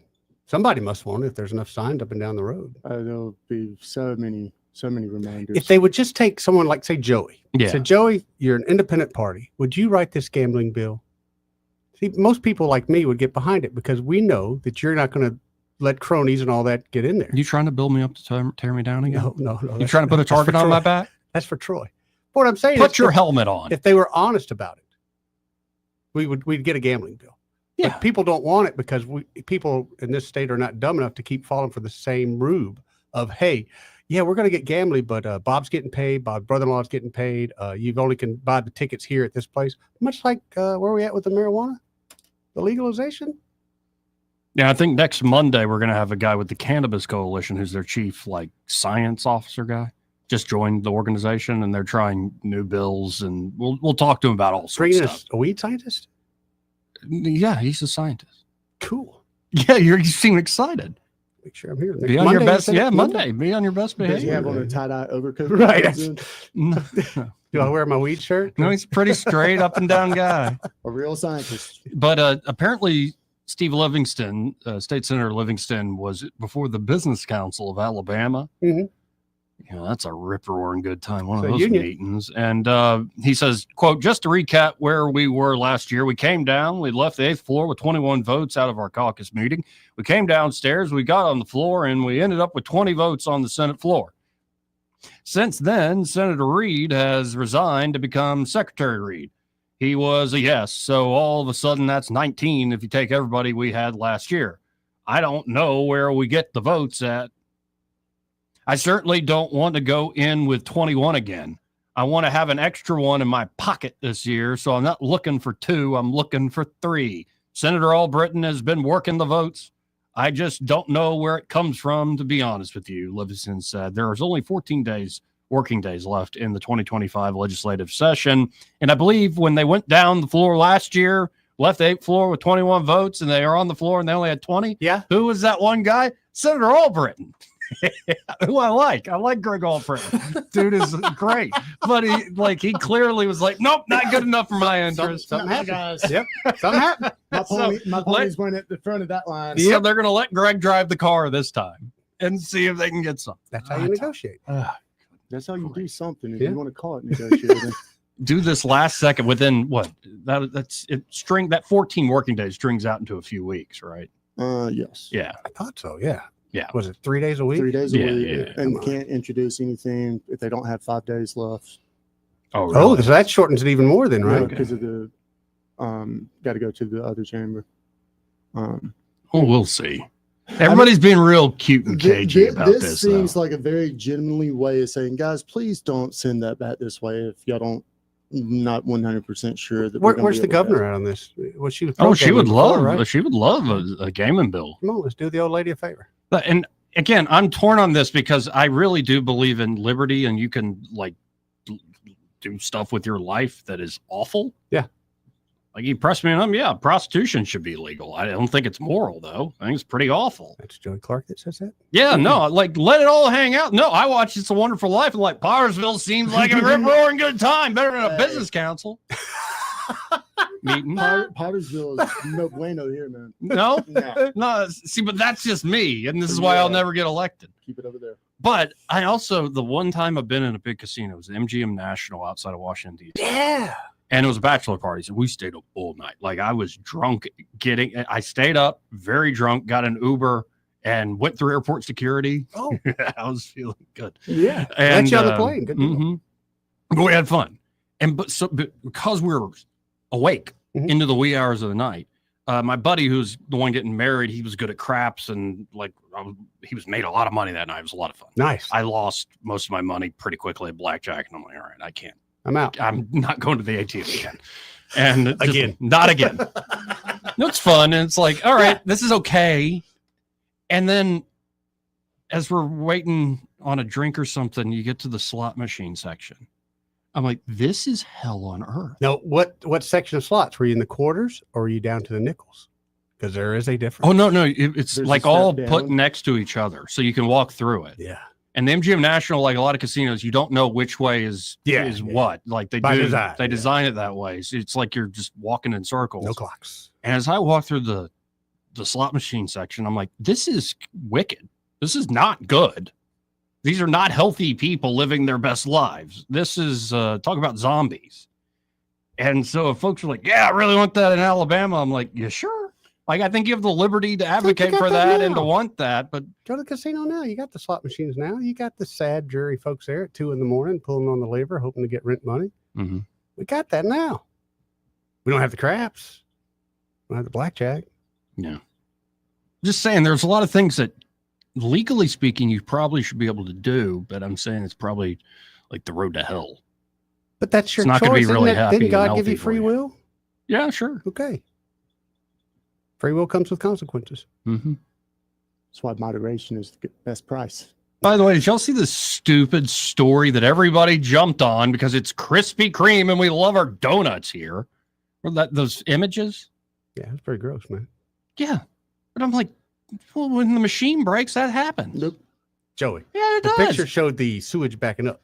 Have y'all ever worked in a donut shop? I'm just going to say no, that's but I've first. owned and operated many restaurants, Mhm. and you don't let it get that bad. You don't ever get it let that bad that the health department comes in that day and says you are closed. Oh, that happened? Yes. No, the Krispy Kreme denies that. It says we closed it now. Yeah, because the health department Told said them they were you're gonna- closed. Mhm. Yeah. If it's so bad that on social media in Montgomery, Alabama, it goes from social media to WSFA to the health department actually gets off their butts and comes and does something about it, it's that bad. It is that bad. It was sewage backing up? Yeah, the sewer. That's what the story said. And if you look at the floor, buddy, that ain't. No, I'm just going from the standpoint of having been in the No, that kitchen and looks knowing like when the glazed inspector's to me. coming. You see the lid off the sewer cap? in the Yeah, kitchen but there? I'd imagine they took that off to if the glaze machine broke that's automatic and constantly running and it started to overflow onto the floor, I'd imagine they opened up that drain. Right. So when I saw these, what I saw is all the stuff I used to work with. And I'm like, Well, that's awful. How do you even let it get there? Yeah. I'm like, yeah, clean it up. But they didn't. For obviously days on end. And not to knock them, but have you ever been in there? All right. Okay. So you're going to not eat a Krispy Kreme? They didn't get No, I still eat Krispy Kreme. Yeah. Who are you talking to? All right. But I feel a little better today. They didn't shut their doors because of the dirty floor. I'm just saying it's Thank been you. nasty for years and it's been delicious for years. It's been hot and ready and wonderful. I don't care. I don't care about the health score. It's had at least a 70. I'm not a big fan. Once a restaurant's been somewhere for about 10, 15 years. Mm-hmm. Kitchen's not so good no more. We got to hit this break. We'll be right back. He may not know whether he's coming or going, but whether you're going to work or coming home, Greg Budell is there. Mornings 6 till 9 and afternoons 3 till 6. Only on News Talk 93.1 FM WACV. This is your roving reporter, and today I am talking with an elk.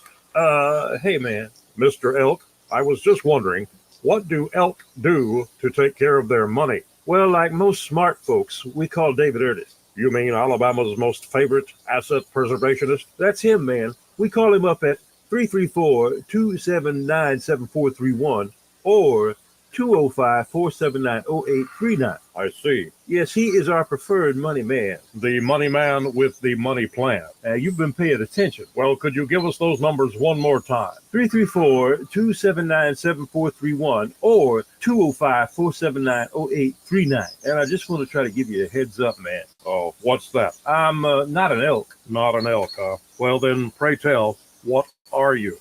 Knights of Columbus. I am not even going to make a comment. Well, the baby liked it.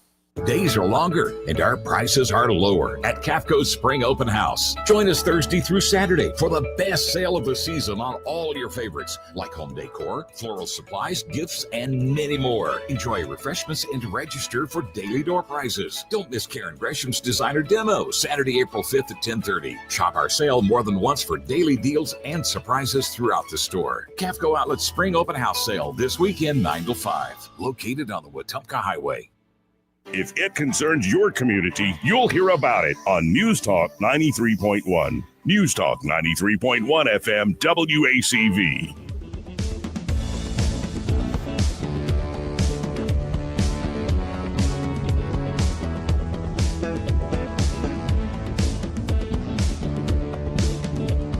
Joey Clark. Welcome back. Sorry to pee in your tea there. This part of the program brought to you by this gentleman on line 3, Ray Bowles from Prattville Carpet. How you doing, Ray? Man, well, I'm out here at Robert F. Henry with the pickiest customer ever picking out a backsplash and a countertop. But she's really cute. Must be somebody you know very well. Yes, very well. So what do? You get in the truck and you take your wife over and say, okay, let's start picking out a countertop. Whatever you want, honey. Speaking of countertops, we really don't talk about countertops a lot, but here's how I handle countertops. We come out here to Robert F. Henry. They have a huge selection of tops. We get along great with these guys. You run it through Prattville Carpet. You run it through Henry. I really don't care. Mm-hmm. And then once they're done, we put in the backsplash, boom, the kitchen's done. Just that simple. Really? So, yeah, it is that simple.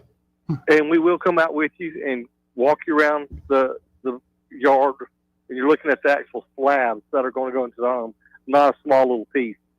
And then when you get the slab in, you're like, whoa, that's not what I was thinking. So it really works out good being able to look at the slab, mark the slab you want, and you get exactly what you're looking for. Well, that's a great idea. And you're not going to get that kind of service at a big box store. Nope. Not at all. So call us, 285-8117. Even if you are the pickiest customer ever, we don't mind. And we'll come out here and meet you and help you through the whole process. Again, that number 285-8117. When you call them up at 285-8117, be sure to tell them you heard Ray Bowles on the radio with Joey and Eddie. Guys, have a great day. See you, Ray. We're pretty much out of time here. Pretty much. We're out of time. We are. We are. Yeah, did we learn anything today? Yeah, you guys are rubes. Rubes with the hard R. Well, you want a hard R. You're hard, retarded, all you're right? Rubes with the hard R. Like, I try to have a great space moment, and you're like, ugh. And then you bring it up, Osama bin Laden's not dead. He's not dead. Thank you. Goodness Thank you. Gracious. Thanks for my amen corner. I have to run. I'm running with you. Thank you, sir. Yeah, I know. Yeah, good luck with the show next. Broadcasting from the Riverside Chevrolet Master Control Center, this is WACV Cusada, News Talk 93.1 FM. When it's Chevy, it's Riverside.